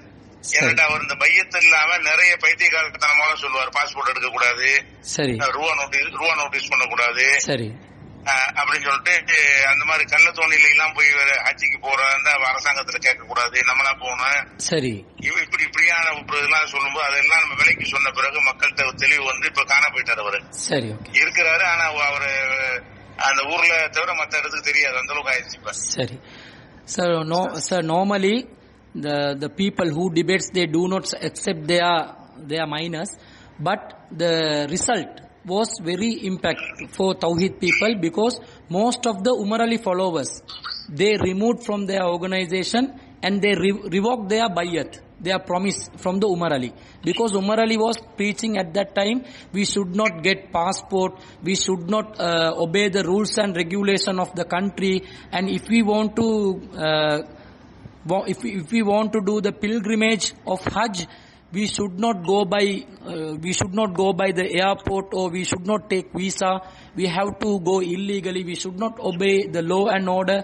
So those opinions were defeated by PJ. He clearly stated it is against Islam, we should obey the rules and regulation of the country, and he cleared all people. So many followers of Umar Ali was removed from their opinion after this debate. So it is the victory of PJ. And also nowadays Umar Ali's organization is very strictly restricted to very small areas in the country. So that is the victory of the PJ's debate. I understand. Now which year did he come back? திரும்ப வந்து எப்ப வந்தேன்னு கேக்குறாரு Umar அலியோட விவாதத்துக்கு. Umar அலி விவாதத்துக்கு வந்தது அது ஒரு வருஷம் இருக்குன்னு நினைக்கிறேன். அந்த அக்ரிமெண்ட் ஒரு வருஷம் தான் போட்டோம். சரி, ஓராண்டுக்கு பிறகு வர்றதுன்னு சொல்லி போயிட்டு ஒரு வருஷத்துக்கு பிறகு அந்த தேதி குறிப்பிட்டபடி உமர் அலி விவாதத்துக்கு வந்தோம். சரி, ஒரு வருஷம் இருக்குன்னு நினைக்கிறேன். அந்த பரகாதனிய மாநாட்டுக்கு ஒரு வருஷம். So he came back to Sri Lanka after 1 year of the Paragadiniya conference, because that when he called Umar Ali for the debate, it was mentioned after 1 year we will come and debate with you. So he said he came after 1 year. Where was the debate? Debate எங்க நடந்துச்சுன்னு கேக்குறாரு. புத்தளத்துல ஏதோ ஒரு மண்டபத்துல பரமமொழி இறந்து போனார்ல, ஆமா, அவருடைய ஏற்பாட்டுல அந்த ஒரு ஹால், அது என்னமோ அரசாங்க முனிசிபாலிட்டி ஹால் தான் அது. சரி, அரசாங்கம் ஏதோ ஒரு ஹால்னு சொல்லுவாங்க. அரசாங்கத்துக்கு சொந்தமானது, நகராட்சி, உள்ளூர் நகராட்சிக்கு சொந்தமான ஒரு கல்யாண மண்டபம். சரி, is in Puttalam area, it was a reception hall which is conducted by a municipal authority. He doesn't remember the name, but it was organized by a scholar named here in Sri Lanka, Arham Maulavi. And Arham Maulavi is dead. He's passed away. Hello? Yes. Can you ask PJ? Yeah. When he came to Paragadeniya, the first visit, did he meet Nisar Kuvati? பரகாதினிக்கு முதல் தடவையா வந்த நேரத்துல நிசார் கூவத்திய கண்டறிஞ்சான்னு கேக்குறாரு, சந்திச்சான்னு கேக்குறாரு. அப்போ நிசார் கோத்தி நான் இப்ப இல்லன்னு நினைக்கிறேன். சரி. நிசார் கோத்தி தர்வேஸ் ராஜார்லாம் அந்த கதையை நம்மள்ட்ட சொல்லுவாங்க. அவங்க எல்லாம் பாடுபட்டவங்க சரி அப்படின்னு சொல்லி நம்ம வரும்போது அவங்க எல்லாம் இல்ல, ஆயத்தோட இல்ல. So when he came to Paragadiniya, Nizar Kuvati and Darvesh Sajia, they all passed away. He has heard about him. He has Sri Lankan people. They have informed about the Nizar Kuvatis and Darvesh Sajia's history. When he came, they were passed away. So although he read their writings, they were dead. No, when he visited Sri Lanka, they were dead. But he read their writings earlier. Earlier, yes. I understand. Whom did he meet? யார சந்திச்சேன்னு கேக்குறாரு அந்த பரகாதினிய சந்திப்புல.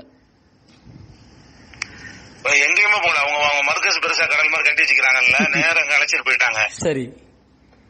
ஏர்போர்ட்டுக்கு வந்தோம், கொழும்புல இருந்து நேரம் அப்படியே வந்து பரகாதனிய போயிட்டு அங்கேதான் தங்கிடுவோம். பரகாதனிய மதரசாவுல சரி தங்கிட்டு ஒரு ஊருக்கு போயிட்டு மறுபடியும் வந்துருவோம்.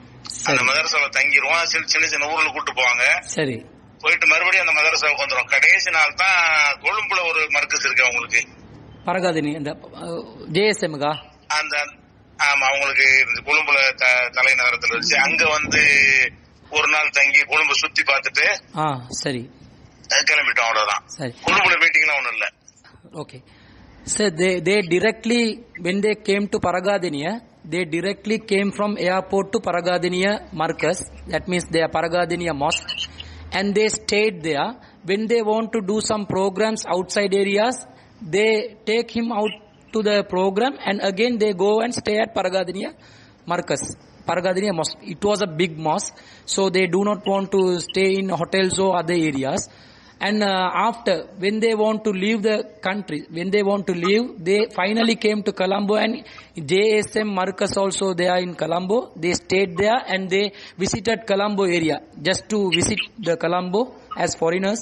They visited the Colombo area and they left. Did he stay in the JSM Marcus also? Yeah, JSM. He stayed in JSM Marcus in Paragadiniya and also finally in Colombo Marcus. That is JSM Marcus in Colombo. JSM Marcus in Colombo, yes. He stayed the night there?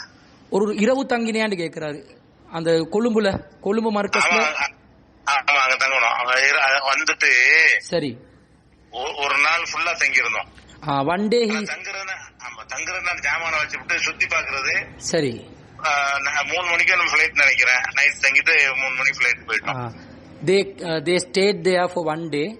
The staying means they kept their properties, their things, and they visit to Colombo area just to visit some places in Colombo. But didn't stay the night in Colombo. Their flight was that early morning at that time, 3 o'clock. He says he remembers that 3 o'clock, and they went. First visit or second visit? Sorry. First visit or second visit? அது முதல் சந்திப்புலயா இரண்டாவது சந்திப்புலயா கேக்குறாரு. ஃபர்ஸ்ட்க்கு பரகாதினி வந்ததா இரண்டாவது சந்திப்பான்னு கேக்குறாரு. இல்ல, ஒரே first தான் அது. ஃபர்ஸ்ட் விசிட் வந்ததா first visit. Okay, then ask him. Okay. What is his total number of visits to Sri Lanka? இலங்கைக்கு மொத்தமா எத்தனை தடவை வந்தேன்னு கேக்குறாரு அண்ணா. எத்தனை தடவை நீதான் ஞாபகம். நான் வந்ததுன்னா சரி, அத பர்காதனிய ஒண்ணு, விவாதத்துக்கு ஒண்ணு, சரி, அதுக்கப்புறம் கல்முன விவாதத்துக்கு ஒண்ணு, அப்புறம் கொழும்புல டவர் ஹால்ல நடந்துச்சுல, ஆமா, அந்த விவாதம் பிஎம்ஐசிஹெச் அது ஒண்ணு, அந்த விவாதம் ஒண்ணு 4. சரி, அதுக்கப்புறம் வந்து 5வது இந்த நம்ம டிபோர்ட் பண்ணது 2005. So 5 times.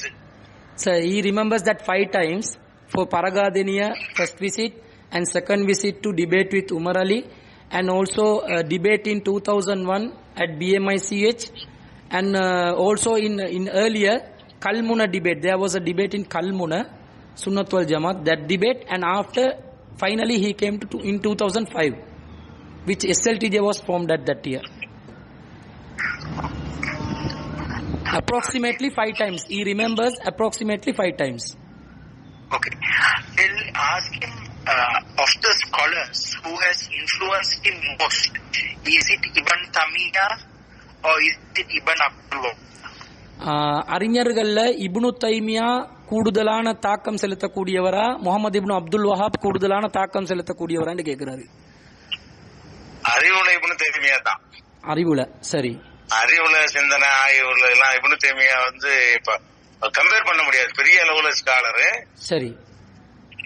ஆனா இப்னு தைமியா மாதிரி நிறைய இப்னு ஹஜர் நிறைய இருக்கிறாங்க. அந்த இப்னு தைமியா மட்டும்தான் அந்த சவுதி தொடர்புல உள்ளவங்க சொல்லுவாங்களே தவிர அவர் மாதிரி இப்னு ஹஜர் இருக்கிறாரு. சரி.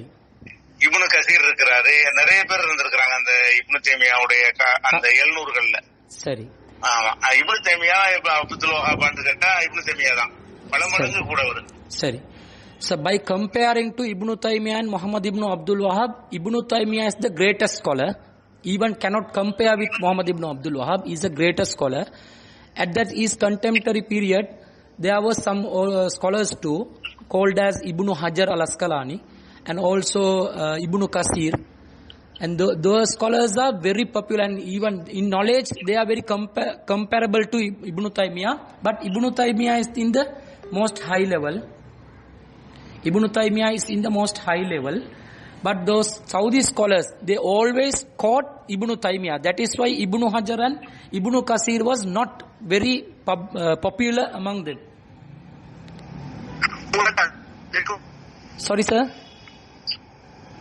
One is Ibn Taymiyyah, second scholar is Ibn Hajar. Ibn Hajar al-Asqalani. Ibn Hajar. Hajar al-Asqalani. Asqalani, yes. Third one is Ibn Kasir. Ibn Kasir, Tafsir Ibn Kasir இருக்காங்களா அவரு? Ibn Kasir, the scholar of Tafsir Ibn Kasir. Ibn Kasir. Ibn Qayyum. அந்த இப்னு தைமியாவுடைய மாணவர். Ibn Qayyum is the student of Ibn Taymiyyah. Okay, so Ibn Hajar al-Asqalani and the other one is Ibn Kasir. Kasir, how do you spell? Kasir, K-A-S-E-R, Kasir. K-A-S-E-R, Ibn Kasir. Okay. And Ibn Qayyum. He is very famous. Yeah, he is very famous, and he is the student of Ibn Taymiyyah. Qayyum is Q-A-I-Y-I-A-M. Yeah, okay, sir. Student of Ibn Taymiyyah. So whom would he rank, PJ rank in order? Number 1, number 2, number 3. Number 1, 2, 3 ல யாரை order பண்றேன்னு கேக்குற, list பண்ணு, தரம் கொடுக்கறதுன்னு கேக்குற. Number 1ல வந்து இப்னு ஹஜருக்கு அப்புறம் தான் இப்னு தைமியா வைக்கணும். ஆனா இப்னு தைமியா ஃபேமஸ் ஆயிட்டாரு. So in the ranking list, Ibn Hajar is the number 1, but Ibn Taymiyyah is the famous one. I understand. So under ranking, Ibn Hajar is number 1, Ibn Taymiyyah is number 2, likewise. இதெல்லாம் எதை வச்சு சொல்றோம்னு கேட்டா, சரி, அவங்களுடைய நூல்கள் நமக்கு எல்லாமே கையில கிடைக்கிறது. சரி.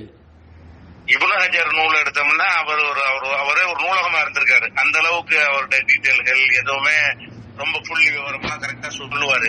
சரி. ஆய்வு அந்த மாதிரி ஒரு ஹதீஸ் எடுத்தாருன்னா எந்தெந்த நூல்கள் எல்லாம் அது இருக்குன்னா அப்படி துல்லியமா சொல்லக்கூடிய ஒரு ஆய்வாளர் இப்னு ஹஜர். அது எதை வச்சு நம்ம சொல்றோம்னா, சரி, அவங்களுடைய நூல்கள் இப்ப நம்ம கைவசம் இருக்குது, இப்னு தைமியா நூல்கள் இருக்கு, ரெண்டையும் கம்பேர் பண்ணும் பொழுது சரி அவர் ரொம்ப டாப்ல இருக்கிறாரு. அந்த நூல்கள்லாம் இல்லாம சும்மா இவர் கொஞ்சம் போராளியா இருந்தாரு. இப்னு தைமியா வந்து இப்னு ஹஜர் வந்து வெறும் ஸ்காலர் மட்டும்தான். சரி. இப்னு தைமியா வந்து இப்ப இறங்கி பிரச்சாரம் பண்றது அந்த மாதிரியான ஒரு பிரச்சாரகராக இருந்ததுனால அவர் ஃபேமஸ் ஆயிட்டாரு. சரி சரி சரி. இப்னு ஹஜர் வந்து ஒன்லி எழுத்தர் மட்டும்தான். சரி சரி. So he's announcing the ranking by their books, the Ibn Hajar's books and Ibn Taymiyyah's book. Ibn Hajar is a walking library. He is very very vast in knowledge, Even if we want to quote an hadith of Prophet, saying of Prophet, he mentions where, in which books it is mentioned. So he is very, very vast in knowledge in hadith field and everything. But he was just only a scholar. Ibn Taymiyyah is also a great scholar, but he was very popular among the Tawhid scholars or Muslims because he was actively preaching Islam. He also preached not only in his writings but also in his preachings. He was actively preaching Islam. That's why he is very famous, so very impact among Muslims. But Ibn Hajar is the greatest scholar and he can be called as a walking library. I understand. Then number 3. மூணாவது இடத்துல யார் இருக்கலாம் என்று கேக்குறாரு. மூணாவது இப்னு கசீர், அவருடைய இப்னு தைமியாவுடைய மாணவர் தான் இப்னு கசீர். சரி. இப்னு கையும் மாணவர் தான். சரி. ஆமா, அவர் 2 பேர் மாணவர்கள். அதுல இப்னு கசீர் அதுக்கு அடுத்து சொல்லலாம். The next ranking is for Ibn Kasir. He is also student of Ibn Taymiyyah. And also other one is, fourth one is Ibn Qayyum. He also the student of Ibn Taymiyyah.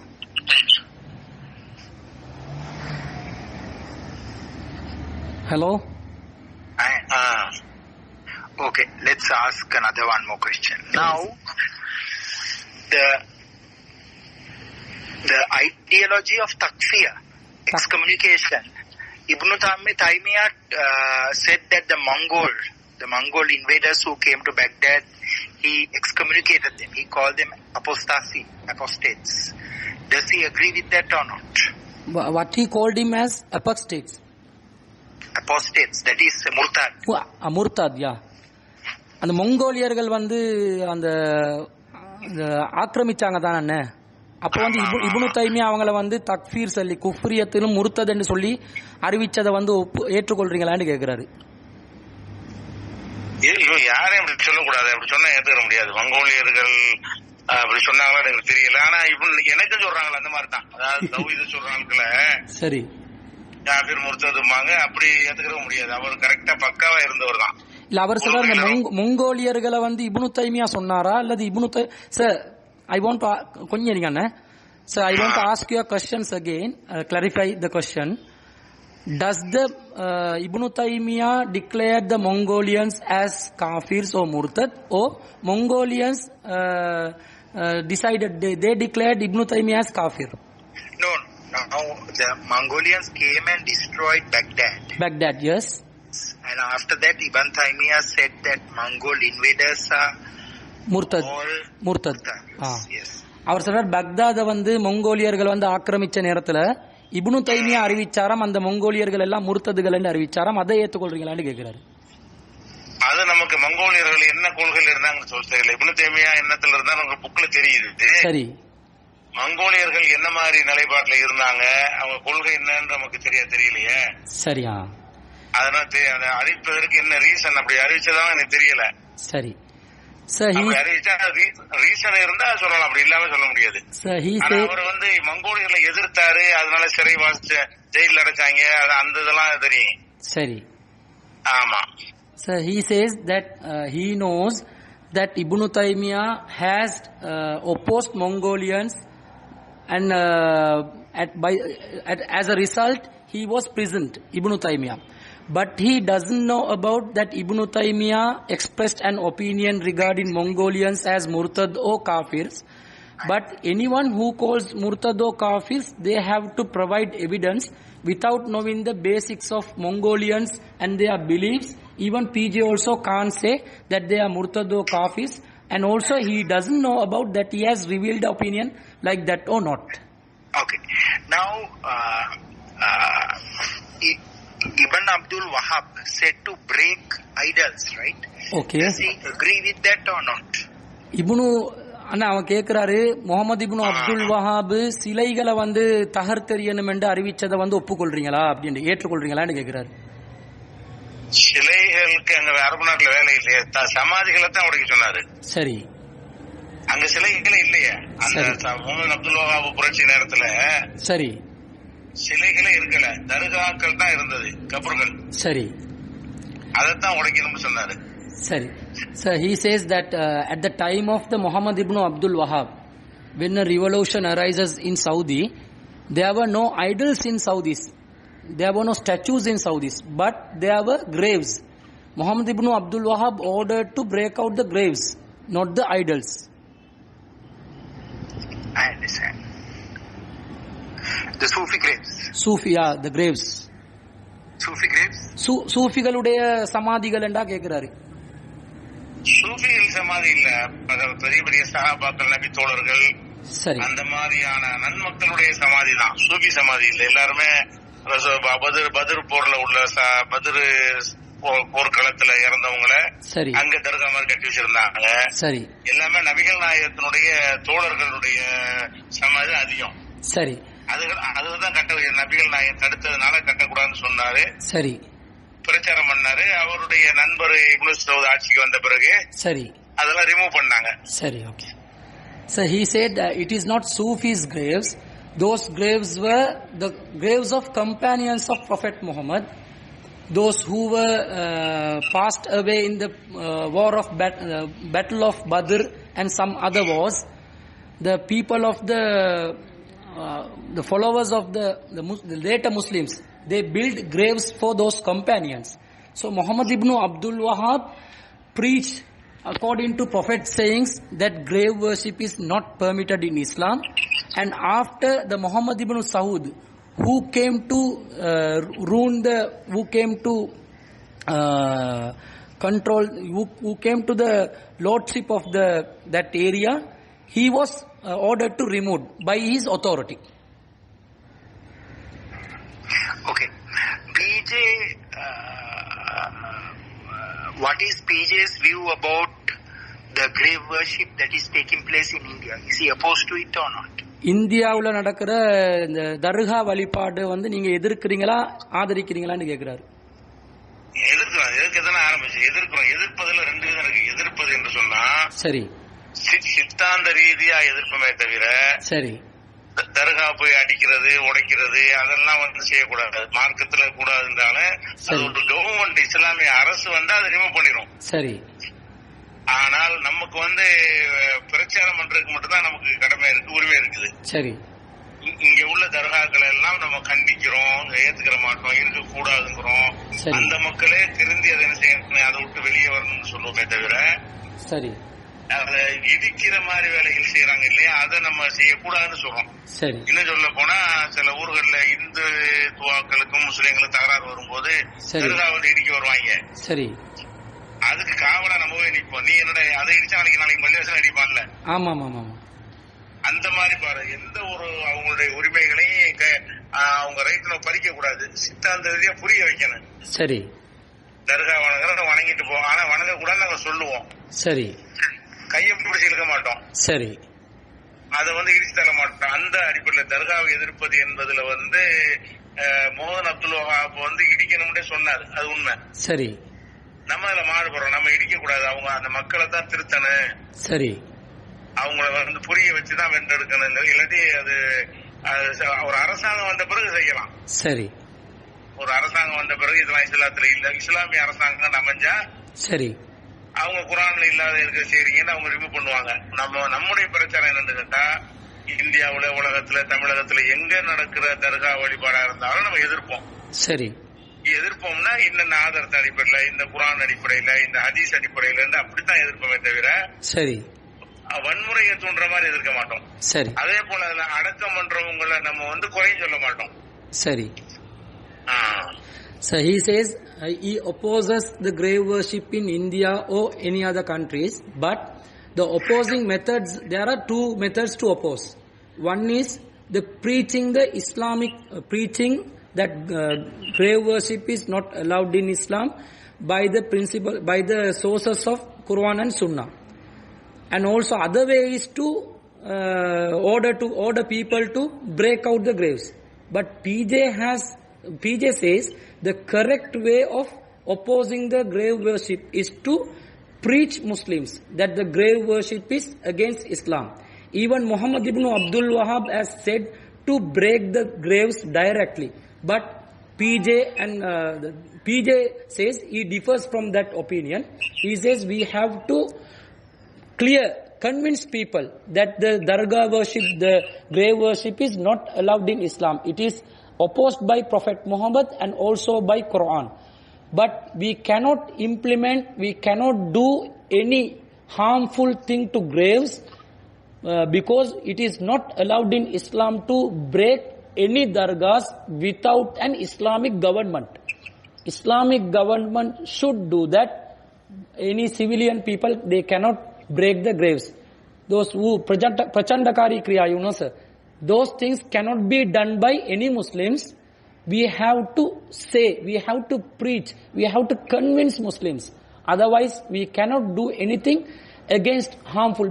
Because he says, for an example, when Hindu people, there are some racist Hindu movements called as Hindutva, those RSS people, when they came to break even dargahs, these Tawheed people, they protect dargah, because if they allow to break these dargahs, after that they will break the mosque also. So this is the way of PJ's opposing method to grave worship. I understand. Okay, sir. Now ask PJ. Okay. In the Maldives, Okay. before 1153, Okay. there was a big Buddhist and a Hindu civilization. Okay. Before 1153. Okay. Ask him, in the Maldives, everyone converted to Islam. What happened there? மாலத்தீவுல வந்து 1153க்கு முன்னாடி இந்து மக்களுடைய ஒரு மிகப்பெரிய ஒரு ஜனத்தொகை இருந்துச்சு. ஆனா அது பிறகு வந்து முழுமையா வந்து முஸ்லிம் மயமாக்கப்பட்டு இஸ்லாமியர்களா அவங்க மாற்றப்பட்டதுக்கு அதனுடைய பின்னணி என்ன, காரணம் என்னன்னு தெரியுமான்னு கேக்குறாரு. தெரியல, இந்த செய்தி தெரியலையே. மாலத்தீவோட நமக்கு தொடர்பு இல்லை, அதனால அந்த வரலாறு நம்ம படிக்கவும் இல்லை. அப்படி இருக்கான்னு தெரியல. சரி. So he says that he doesn't know about that history. He has not connection with Maldives, so he doesn't know about the history. Tell him that in 2015, Okay. a group of people went inside the Maldives Museum Okay. and destroyed the pre-Islamic history of the Maldives. Okay. 2015ல மாலத்தீவுல ஒரு மியூசியத்துக்கு உள்ள நுழைஞ்சி அந்த இஸ்லாம் வர்றதுக்கு முன்னாடி இருந்த அனைத்து வரலாறையும் வந்து ஒரு சாரார் வந்து அழிச்சதாக ஒரு தகவலிக்கு அது தெரியுமான்னு கேக்குறாரு. 2015லயா? ஆமா ஆமா. அது வந்து ஆட்சியை கைப்பற்றுற புரட்சி நடந்துச்சு, இந்தியா தான் போய் அதை காப்பாற்றி விட்டாங்க. சரி சரி. 2015ல சரி. அங்க உள்ள ஆட்சியாளருக்கு எதிராக ஒரு புரட்சி வரும் பொழுது சரி. அப்ப அந்த அவர் வந்து இந்தியாவுடைய உதவியை கோரினார். அப்ப உள்ள அங்க உள்ள அதிபர் சரி ராஜீவ் காந்தி இருந்தாருன்னு நினைக்கிறேன். அந்த நேரத்துல இவங்க இங்க இருந்து ராணுவத்தை அனுப்பிதான் சரி அந்த ஆட்சியை காப்பாற்றி கொடுத்தாங்க. அப்போ ஒரு சண்டை நடந்துச்சு, அதுல ஏதோ தவிர அவங்க அவங்க அடிப்படைவாதிகள் இல்ல, ஆட்சிக்கு எதிராக வந்து புரட்சி செஞ்சவங்களே தவிர சரி இஸ்லாத்தின் பெயரால் நடந்தது இல்லது. அதாவது கவர்மெண்ட்டுக்கு எதிராக நடந்ததுதான். அது இப்ப அவங்க இதெல்லாம் அழிச்சிருப்பாங்கன்னா அப்படி இதுக்குன்னு அழிச்சிருக்க மாட்டாங்க. சண்டையில குண்டு போடும்போது அவங்கள ஒருத்தருக்கு ஒருத்தர் அந்த மாதிரி ஏதாவது சேதங்கள் ஏற்பட்டிருக்கலாம். அது ஃபண்டமெண்டலிஸ்ட் அவங்க இல்ல. சரி. So in 2015 there was a revolution against the government. So the people they are who has been involved in the revolutionary, they are not fundamentalists, they were opposing the government, but at that time the Indian Prime Minister Rajiv Gandhi has helped the Maldives government and he has protected against those revolutionary people. At that time that may be happened, he doesn't know that exactly, that may be happened, but that was not happened by the concept. According to the concept of Islam, they were opposing the government, and at that time that can be happened because of that conflicts. Okay, does he agree for anyone to go inside the Madras Museum, okay, Chennai Museum, and break the Hindu and the Buddhist statues? Does he agree with that or he doesn't? ஆனா ஒரு உதாரணத்துக்கு கேக்குறாரு. இப்ப சென்னையில ஏதாவது ஒரு மியூசியத்துல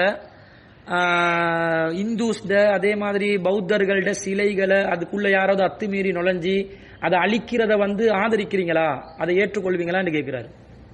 இல்ல எதையுமே நம்முடைய கொள்கை என்னன்னு கேட்டா, எந்த தவறாக ஒன்று இருந்தா கூட சரி, அது அவங்களுடைய உரிமை. அது சரி, அதை அவங்க வைத்திருப்பதை நம்ம தடுக்க மாட்டோம். சரி, அது போய் அவன் உள்ள ஒரு புத்தர் சிலை இருந்தாலும் வேற எந்த சிலை வச்சிருந்தாலும் நாட்டுல இருந்துகிட்டு தான் இருக்குது.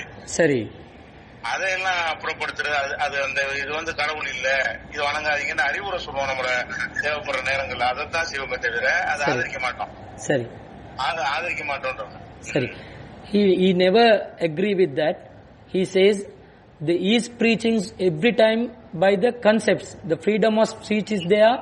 He preaches to the people and he clear the people, but he doesn't insist people to do such activities because it's also against Islam. There are freedom of beliefs and freedom of practicing religions. So also in India there are so many statues of Buddhas and Hindus, they are gods, but they never tell people or never preach people to break out them because it is against Islam. They have to think themselves, but if anything necessity arises, they tell that this is a wrong way of belief, this is the right way of belief. Otherwise they do not insist people to break any statues or anything. Does PJ agree that freedom of belief is permitted? That is, others can be Buddhists, others can be Christians, others can be Hindus. Okay. Or he think that everyone should become Islamic? Okay. ஆனா அவர் கேட்கிறாரு, கருத்து சுதந்திரம், மத சுதந்திரம் பௌத்தர்களுக்கும் ஏனையவர்களுக்கும் இந்துக்களுக்கும் கிறிஸ்தவர்களுக்கு எல்லாத்துக்கும் இருக்கணும் என்றதை நீங்க விரும்புறீங்களா, அல்லது அனைவரும் இஸ்லாமியர்களா மாறணும் என்றதை விரும்புறீங்களான்னு கேட்கிறாரு. இல்ல, எல்லாருக்கும் கருத்து சுதந்திரத்தை வழங்கணும், கண்டிப்பா வழங்கணும். இஸ்லாமிய ஆட்சியா இருந்தாலும் அது வழங்கணும். சரி, அதுல மாற்று கருத்து இல்ல. ஆனா நம்ம எதை சரி நினைக்கிறோமோ சரி அதுக்கு அவங்க வந்தா நல்லதுன்னு விரும்பத்தான் செய்வோம். சரி, அதாவது இஸ்லாம் தான் சரியான மார்க்கம் நினைக்கும் பொழுது சரி. இப்ப நாங்களும் அப்படி இருந்த ஆளுக்கு தானே, நாமளும் இந்துக்களாவோ கிறிஸ்தவர்களாவோ பௌத்தர்களாவோ இருந்தவங்க தான் நம்ம எல்லாம். சரி, அப்ப நம்ம எப்படி இந்த இஸ்லாம் மார்க்கத்தை விளங்கி அறிந்து கொண்டோமோ அந்த மாதிரி அந்த மக்களை அறிந்து கொள்ளணும்னு விரும்புவோம். சரி, அவங்கள உரிமையை வழங்குவோம். சரி. So he totally accept that the freedom of beliefs and freedom of thought should be there for every religious people, but as usual if we accept this is as truth, we prefer that anyone accept this truth is better.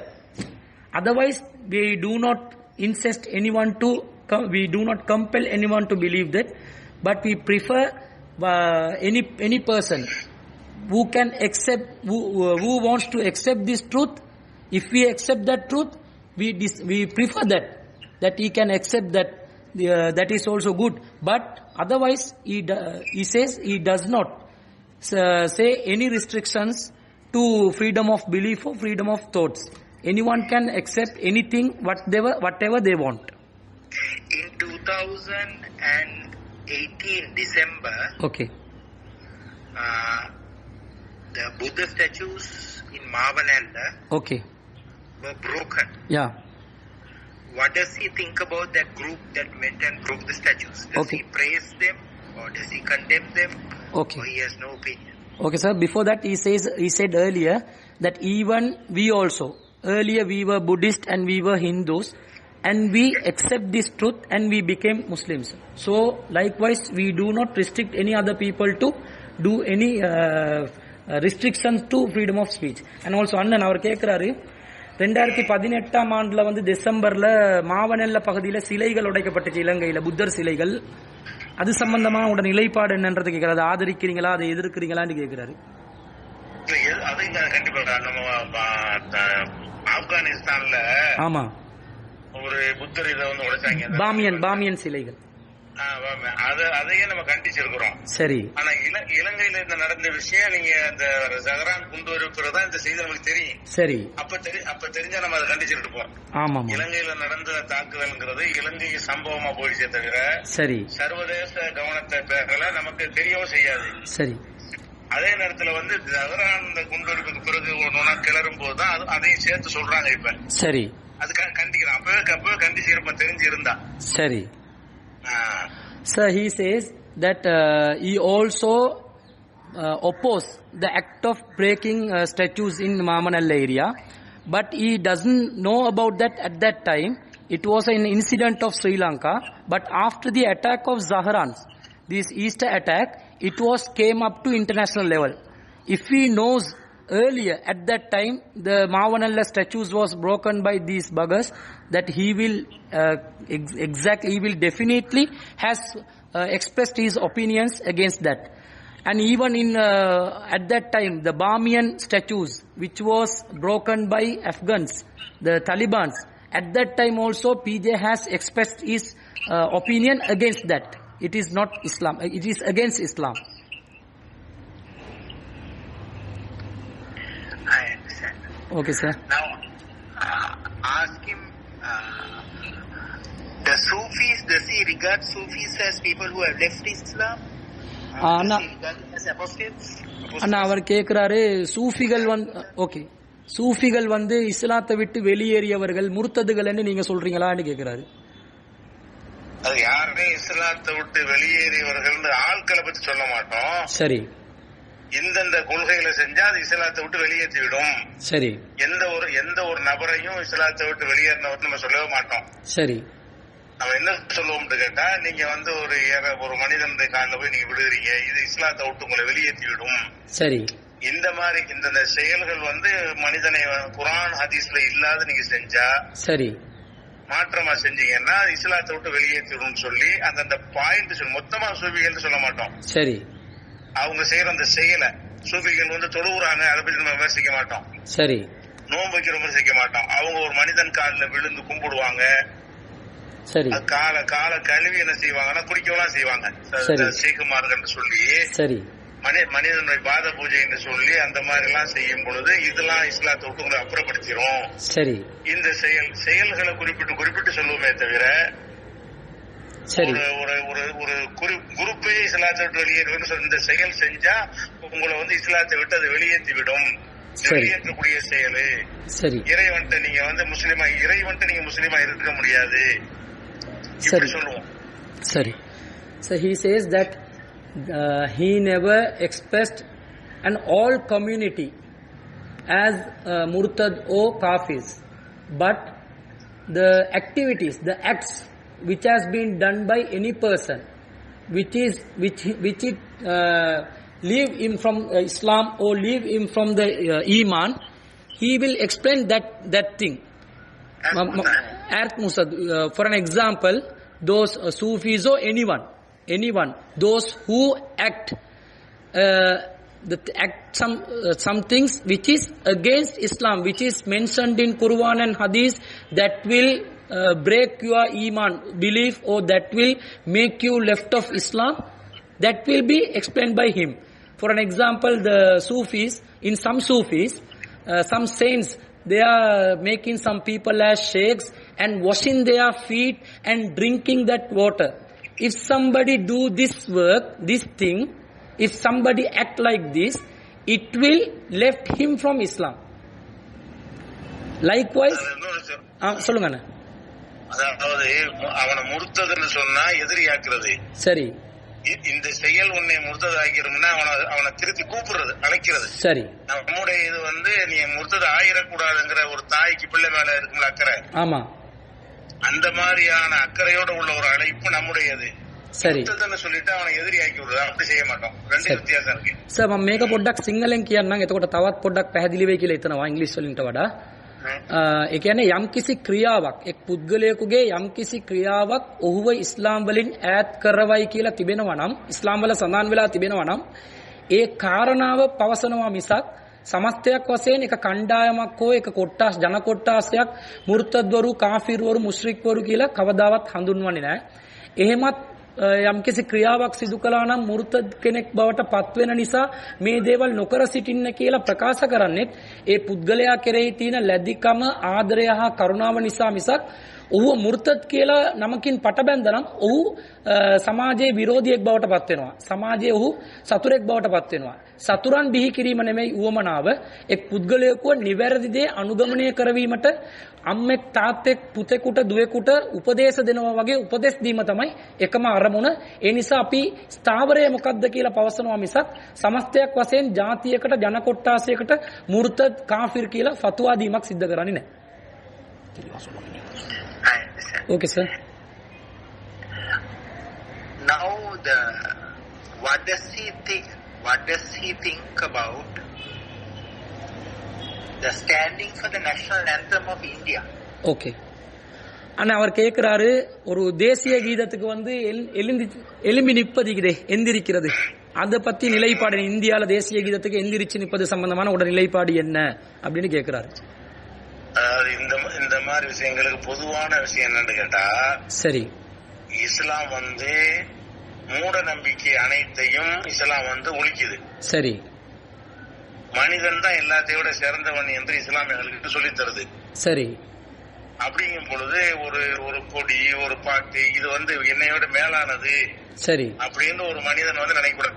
மனிதன் தான் மேலானவன். சரி, மனிதன் வந்து தன்னை விட கீழே உள்ளதுக்கு மரியாதை செய்வது, சரி, அதை வந்து வணங்குறது, இது எல்லாத்தையுமே இஸ்லாமிய அடிப்படைக்கு மாற்றமானது ஒரு விஷயம். சரி, அதே நேரத்தில் இஸ்லாம் இன்னொன்னு சொல்லுகிறது, இதெல்லாம் வந்து சரி உன் கையில ஆட்சி அதிகாரம் இருந்தா செய்யாத.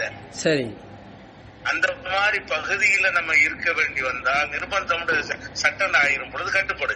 சரி, இஸ்லாம் எங்களுக்கு காட்டுற வழி என்னன்னு கேட்டா, இது கூடும் இஸ்லாமிய அடிப்படையில சட்டம் இல்லாட்டி நாங்க இதை செய்ய மாட்டோம். சரி, செஞ்சுதான் ஆகணும்னா நாங்க செஞ்சிருவோம். ஏன்னு கேட்டா நிர்பந்தம் ஆயிடுது. சரி, அப்ப நிர்பந்தமான நேரத்துல நடந்து கொள்வதற்கு இஸ்லாம் வந்து ஒரு வாசலை திறந்து வச்சிருக்கு. சரி, இப்ப ஒரு கொடியை ஏற்றிட்டு கைய கும்பிடுறாங்க, அது கொடி வந்து நம்மளை விட உயர்ந்தது கிடையாது. சரி, நம்ம மனிதன் தான் உயர்ந்தவன். சரி, அது வந்து பகுத்தறிவுக்கு எதிராக இருக்கிறதுனால, மூட நம்பிக்கையா இருக்கிறதுனால, சரி, இது மாதிரியான விஷயங்கள் வந்து ஒரு இஸ்லாமிய அரசியல் இருக்காது. என்னன்னு கேட்டா, சரி, இஸ்லாமிய அரசாங்கத்துல வந்து அந்த கொடி வணக்கம், சரி, பாட்டுக்கு எந்திரிக்கிறது, நபிகள் நாயகம் வந்தா கூட எந்திரிக்க கூடாதுன்னு நமக்கு சொல்லி இருக்கு. சரி, அந்த மாதிரிதான் எங்க அடிப்படையான கொள்கை, அதுதான். சரி, அதே நேரத்துல வந்து இப்ப யூசுப் நபி அவர்கள் வந்து இன்னொரு நாட்டுல போய் என்ன செஞ்சாங்க, இருக்கும்போது அந்த ஆட்சி கட்டுப்பட்டு இருந்தாங்க. சரி, நபிகள் நாயகத்தினுடைய தோழர்கள் கூட மக்காவில இருந்து விரட்டப்பட்டு அபிசினியாவுக்கு ஃபர்ஸ்ட் போனாங்க. ஆமா, அபிசினியாவுல போய் அந்த மன்னர்த்த அடைக்கலம் வாங்கி அவர் ஆட்சியின் கீழே அவங்க கட்டுப்பட்டு நடந்தாங்க. சரி, அதெல்லாம் நம்ம ஆட்சி அதிகாரம் நம்மள்ட்ட இல்ல, ஒரு இடத்துக்கு போய் இருக்கிறோம் என்று சொன்னால், இந்தியா, இலங்கை போன்ற நாடுகள்ல நம்ம வந்து பெரும்பான்மையா வேற ஒரு சமுதாயம் இருக்கும்போது அவங்க எல்லாம் ஆட்சி இருக்கும். சரி, அவங்க ஏற்றுகிற சட்டம் வந்து நிர்பந்தத்துல அதை தவிர்க்க இயலும்னா தவிர்த்து கொள்ளலாம். இல்ல செஞ்சுதான் ஆகணும்னு நிர்பந்தம் வரும்னு சொன்னா, சரி, அதை செய்வது வந்து இஸ்லாத்துல எங்களுக்கு குற்றமே கிடையாது, கேள்வி வராது. சரி, அந்த அடிப்படையில தான் இங்க வந்து தேசிய கீதத்துக்கு எந்திரிக்கணும்னு சொல்லும் பொழுது நம்ம சட்டப்படியே கேஸ் போட்டு எந்திரிக்க தேவையில்லை என்ற தீர்ப்பு வாங்கி அதை இப்ப செய்யறது இல்ல. சரி, ஆரம்பத்துல செய்யணும்னாங்க, அதை செய்யணுங்கிறது சட்டத்துல கிடையாதுன்னு சொல்லி சரி கோர்ட்ல கேஸ் போட்டு அதை இப்ப எந்திரிச்சு நிக்கணுங்கிற சட்டத்தை வந்து நீக்கப்பட்டுருச்சு. அதை கோர்ட்ல தீர்ப்பளிச்சுட்டாங்க. சரி, அப்படி சட்டப்படி போராடுவோம். சில விஷயங்கள் தவறா இருக்குன்னு சொன்னா, சரி, இது எங்க போய் திணிக்கிறீங்க, இது எங்க நம்பிக்கைக்கு மாற்றமானது. சரி, இது வந்து முஸ்லிம்கள் வந்தே மாதரம் சொல்லணும்னு சொன்னாங்க. சரி, அது வந்தே மாதரம்னா மண்ணை வணங்குறோம்னு அர்த்தம். சரி, தாய் மண்ணை வணங்குகிறோம் அப்படின்னு அர்த்தம். மண்ணை நாங்க வணங்க முடியாது. சரி, மண்ணை வணங்குன்னு சொல்லி ஒரு பாட்டு படிக்க சொன்னீங்கன்னா எங்களுக்கு படிக்க முடியாது. சரி, என்று நம்ம வந்து ஃபைட் பண்ணுவோம், போராடுவோம். சரி, அதே நேரத்தில் அதை பண்ணிதான் ஆகணும், இல்லாட்டி அது ஆபத்து வரும், அந்த மாதிரி ஒரு அச்சுறுத்தல் வரும்னா நிர்பந்தத்துக்கு உள்ளானவர்கள் வந்து சரி நிர்பந்தம் செய்ய முடியாது. இதை நிர்பந்தம் வரக்கூடிய சில விஷயங்கள் இருக்கிறது. சரி, அந்த இது அரசியல் சட்டத்திலேயே கட்டாயமாக்கப்பட்டிருக்கிறது. அதை சொன்னாங்கன்னு சொன்னா, சரி, நிர்பந்தம் கருதி நம்ம என்ன செய்வோம், செஞ்சிருவோம். இருந்தாலும் அதை தவற சுட்டி காட்டி போராடுவோம். இது எங்களுக்கு இருக்கக்கூடாது, சரி, எங்க நம்பிக்கைக்கு மாத்தமா இருக்குன்னு சொல்லி உள்ளுக்குள்ள இருந்த போராடுவோம். இந்த கருத்தை விளக்கிடுறேன். මේකත් පොඩ්ඩක් වැදගත් දෙයක්. මම පොඩ්ඩක් සිංහලෙන්ම කියන්නම්. පොඩ්ඩක් එයා කියපු දෙයම කියන්න පුළුවන් වෙයි. ඒ කියන්නේ දැන් ඉස්ලාම් වල දැක්මක් තියෙනවා, මිනිසා තමයි උතුම්, මිනිසා තමයි සියල්ලට වඩා උතුම්, මිනිසාට වඩා පහත් මට්ටමින් තියෙන කිසිම දෙයකට මිනිසා නමස්කාර කිරීම හෝ එය මිනිසාට වඩා උතුම් කොට සැලකීම මිත්‍යා දෘෂ්ටිකයි කියන මතයක් ඉස්ලාම් වල තිබෙනවා. නමුත් යම් කිසි රටක, දැන් මුස්ලිම් නොවන රටක් ඉන්දියාවේ හෝ ශ්‍රී ලංකාවේ හෝ වෙනත් මුස්ලිම් නොවන රටක මෙවැනි දෙයක් ජාතික ගීයට නැගිට සිටින්න ඕන කියලා නීතියෙන් අනකරුවා නම් ඒට අනිවාර්යයෙන්ම අපි ඒට අවනත විය යුතුයි. ඒ ඉස්ලාම් වල තියෙන දෙයක්. මුස්ලිම් නොවන රටක නීතියකට යටත් වී කටයුතු කිරීම පිළිබඳව කුර්ආනයේම යූසුෆ් නබිතුමාගේ ඒ ඉතිහාස කතාව තුල තිබෙනවා. එතුමා මුස්ලිම් නොවන රජෙකුගේ අමාත්‍යවරයෙක් වශයෙන් කටයුතු කරා. ඒ නීතියට යටත්ව කටයුතු කරයි කියන එක. ඒ වගේම ඔව් හදීස් වල තියෙනවා. ඒ වගේම නබිනායකතුමාගේ කාලේ මුලින්ම අර නිෂ්ක්‍රමණය කරලා ගිය හිජරත් කරලා ගිය පිරිස ඇවිල්ලා ඇබීසීනියාවේ රජතුමාගේ නීතිය යටතේ ඔවුන් ජීවත් වුණා. ඒ නිසා නීතියකින් බලපවත්වනවා නම් නීතියක් බලාත්මක කරනවා නම් නීතියක් බල කරනවා නම් මේ දේ කර සිටිය යුතුයි කියලා ඒකට අපි කිසිසේත්ම පටහැනි වෙන්නේ නැහැ. ඒ අනුව අපි නීතියට අනුකූලව කටයුතු කරනවා. නමුත් ඉස්ලාමීය රටක් නම් ඉස්ලාමීය රජයක් තියෙන රටක් නම් මේ වගේ ජාතික ගීයක් හෝ ඒ වගේම ජාතික කොඩියට නැගිට සිටීම හෝ මෙවැනි දේවල් වල ඉස්ලාමීය රටක් තුල ඕන් ක්‍රියාත්මක කරන්නේ නැහැ. ක්‍රියාත්මක කරන්න ඉස්ලාම් වල ඒ සඳහා අවසරයක් ලබා දීලා නැහැ. මිනිසාව උතුම් කොට සැලකිය යුතුයි කියලා. නමුත් ඉන්දියාවේ දැන් මුල් කාල වකවානුවලදී ජාතික ගීයට අනිවාර්යයෙන්ම නැගිට සිටිය යුතුයි කියලා නියමයක් තිබුණයි කියලා හැමතැනම ප්‍රචාරය කරන අවස්ථාවේදී ඒවට එකඟව තමයි ඔක්කොම කටයුතු කරගෙන ගියේ. නමුත් ඒකේ නීත්‍යානුකූල පිළිගැනීමක් ඒ සඳහා තියෙනවද නැද්ද කියලා විමසා බැලීමක් සිද්ධ කරපු අවස්ථාවකදී මොවුන් ඒ ගැන අධිකරණයේ විමසීමක් සිද්ධ කරලා තිනවා. අධිකරණයේ විමසීමක් සිද්ධ කරපු අවස්ථාවේදී අධිකරණය කියලා තියෙනවා මේ නීතියෙන් බලාත්මක කරලා නැහැ. නීතියෙන් එවැනි කිසිම නියෝගයක් නැහැ. නීතියෙන් එවැනි කිසිම අනක් කරලා නැහැ. එම නිසා මේක අනිවාර්යෙන් කළ යුතු දෙයක් නෙමෙයි කියලා අධිකරණයෙන් තීන්දුවක් ලබා දුන්නාට පස්සේ ඒ තීන්දුවට අනුව ජනතාවට පැහැදිලි කිරීමක් කරලා තිනවා. මේක නීතියෙන් කියලා නෑ. නීතියෙන් කියලා තිබුණා නම් අපි අවනත වන්නට ඕන. නීතියෙන් නොමැති දෙයක් නම් එය ඉස්ලාමීය දැක්මෙන් මිත්‍යා දෘෂ්ටික දෙයක් ඇටියට සලකනවා නම් නීත්‍යානුකූලව ඒ සඳහා පිළිගැනීමක් නොමැති අවස්ථාවකදී එවැනි කටයුතු වල ඒ සඳහා එවැනි කටයුතු වලට එකඟත්වය පළ කරන්නේ නැහැ කියලා කියනවා. ඒ වගේම වන්දේ මාතරම් කියලා පොළවට පසට නමස්කාර කළ යුතුයි කියලා ගීතයක් ඉන්දියාවේ ඔවුන් ඇති කරලා ඒ ගීතයට සියලු දෙනාම ඒ ගීතේ ගායනා කරන්න ඕන කියලා නියමයක් කරලා තිබුණා.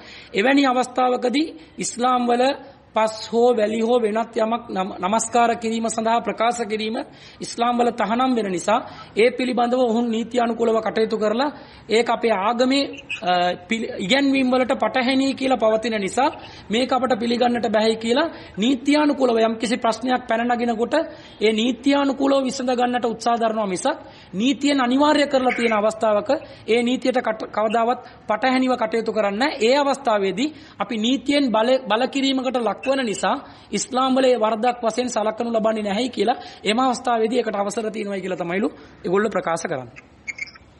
இன்னொரு என்ன சரி ஓ இப்ப இந்த பாபர் மசூதி இடிச்சாங்கல்ல சரி இடிச்ச உடனே வருஷம் எல்லாரும் போராட்டம் பண்ணுவோம். லட்சக்கணக்கான மக்கள் திரண்டு ஆமா போராட்டம் பண்ணுவோம். போராட்டம்ங்கிறது அரசாங்கம் எங்களுக்கு நீதி வழங்கணும்னு வைக்கிற கோரிக்கை தான். சரி பஸ் உடைக்க மாட்டோம், ரயில் உடைக்க மாட்டோம், சட்டத்தை கையில் எடுக்க மாட்டோம், கோரிக்கை எழுப்புவோம். சரி இறுதியாக பள்ளிவாசல் அநியாயமா அது கோயில் தாண்டு தீர்ப்பளிச்சுட்டாங்க. சரி ஒரு எதிர்ப்பு யாரும் காட்டல. சரி அதை ஏத்துக்கிட்ட அர்த்தம் இல்ல, மன ரீதியா வெறுக்கிறோம். அதை சரி இவ்வளவு பெரிய அநியாயம் செஞ்சிருந்தாலும் இதுக்கு மேல என்ன செய்வது? சரி சுப்ரீம் கோர்ட்ல சென்ற பிறகு சரி இதான் இந்த நாட்டினுடைய தலையெழுத்துன்னு சொல்லி நாங்க என்ன செய்யறோம் கேட்டா உபே பண்ணிக்கொண்டு சரி வெறுப்போடு சரி பண்ணிக்கொண்டு நம்மளால் சட்டம் ஒழுங்கு பிரச்சனை வந்துடக்கூடாது, சரி கலவரம் வந்துடக்கூடாது என்பதுல கவனமா இருந்து எந்த ஒரு முஸ்லீம் செய்யல. முஸ்லீம்கள் ரத்தத்துல ஊர்ன தன்மை இது. சரி இது ஒரு இயக்கம் இருந்தாலும் இயக்கம் இல்லாட்டாலும் 25 கோடி முஸ்லீம் 30 கோடி முஸ்லீம்கள் வாழ்றோம். சரி ஒரு முஸ்லீம் கூட இந்த தீர்ப்பை எதிர்த்து வன்முறையில இறங்கல. சரி ஆனா எல்லாரும் கண்டிப்போம் இது ஒரு அநியாயமான தீர்ப்பு, சட்டவிரோதமான தீர்ப்புன்னு அறிக்கை விடுவோம். சரி தர்ணா பண்ணுவோம், போராட்டம் பண்ணுவோமே தவிர சரி இத வன்முறை விஷயத்துக்கு போக விட மாட்டோம். அதான் அளவு பண்ணும். சரி இது எல்லா முஸ்லீம்கிட்டையும் இது இருக்கிறது. இந்தியாவா இருந்தாலும் உலக முஸ்லீம்கள் எல்லாத்தையுமே சரி அவங்களுக்கு சட்டப்படி முடிஞ்ச அளவுக்கு போராடுவாங்க. இதான் பினிஷ்னு சொன்னா சரி அதை வைத்து ரத்தம் ஓடுவதை விரும்ப மாட்டாங்க. ஒரு சில விருப்பம் நீங்க இந்தியாவுடைய உதாரணத்தை நீங்க எடுத்துக்கலாம். சரி இலங்கையில அப்படித்தான் இருப்பாங்க. சரி තවත් උදාහරණයක් කියනවා සද බාබර් මස්ජිද් ප්‍රශ්නය ආවා ඉන්දියාවේ. ඒක ආපු දවසේ ඉඳලා ඉන්දියාවේ මුස්ලිම් ජනතාව බාබර් මස්ජිදේ තමයි එතන තිබුණේ රාමර් කෝවිලේ තිබුණායි කියලා ප්‍රජාතන්ත්‍රවාදීව උද්ඝෝෂණ පවත්වලා දෙසැම්බර් 6 වෙනිදා හැම වර්ෂෙම උද්ඝෝෂණ පවත්වලා ඒ සඳහා නීත්‍යානුකූලව ගොඩක් අරගල කරලා තියෙනවා.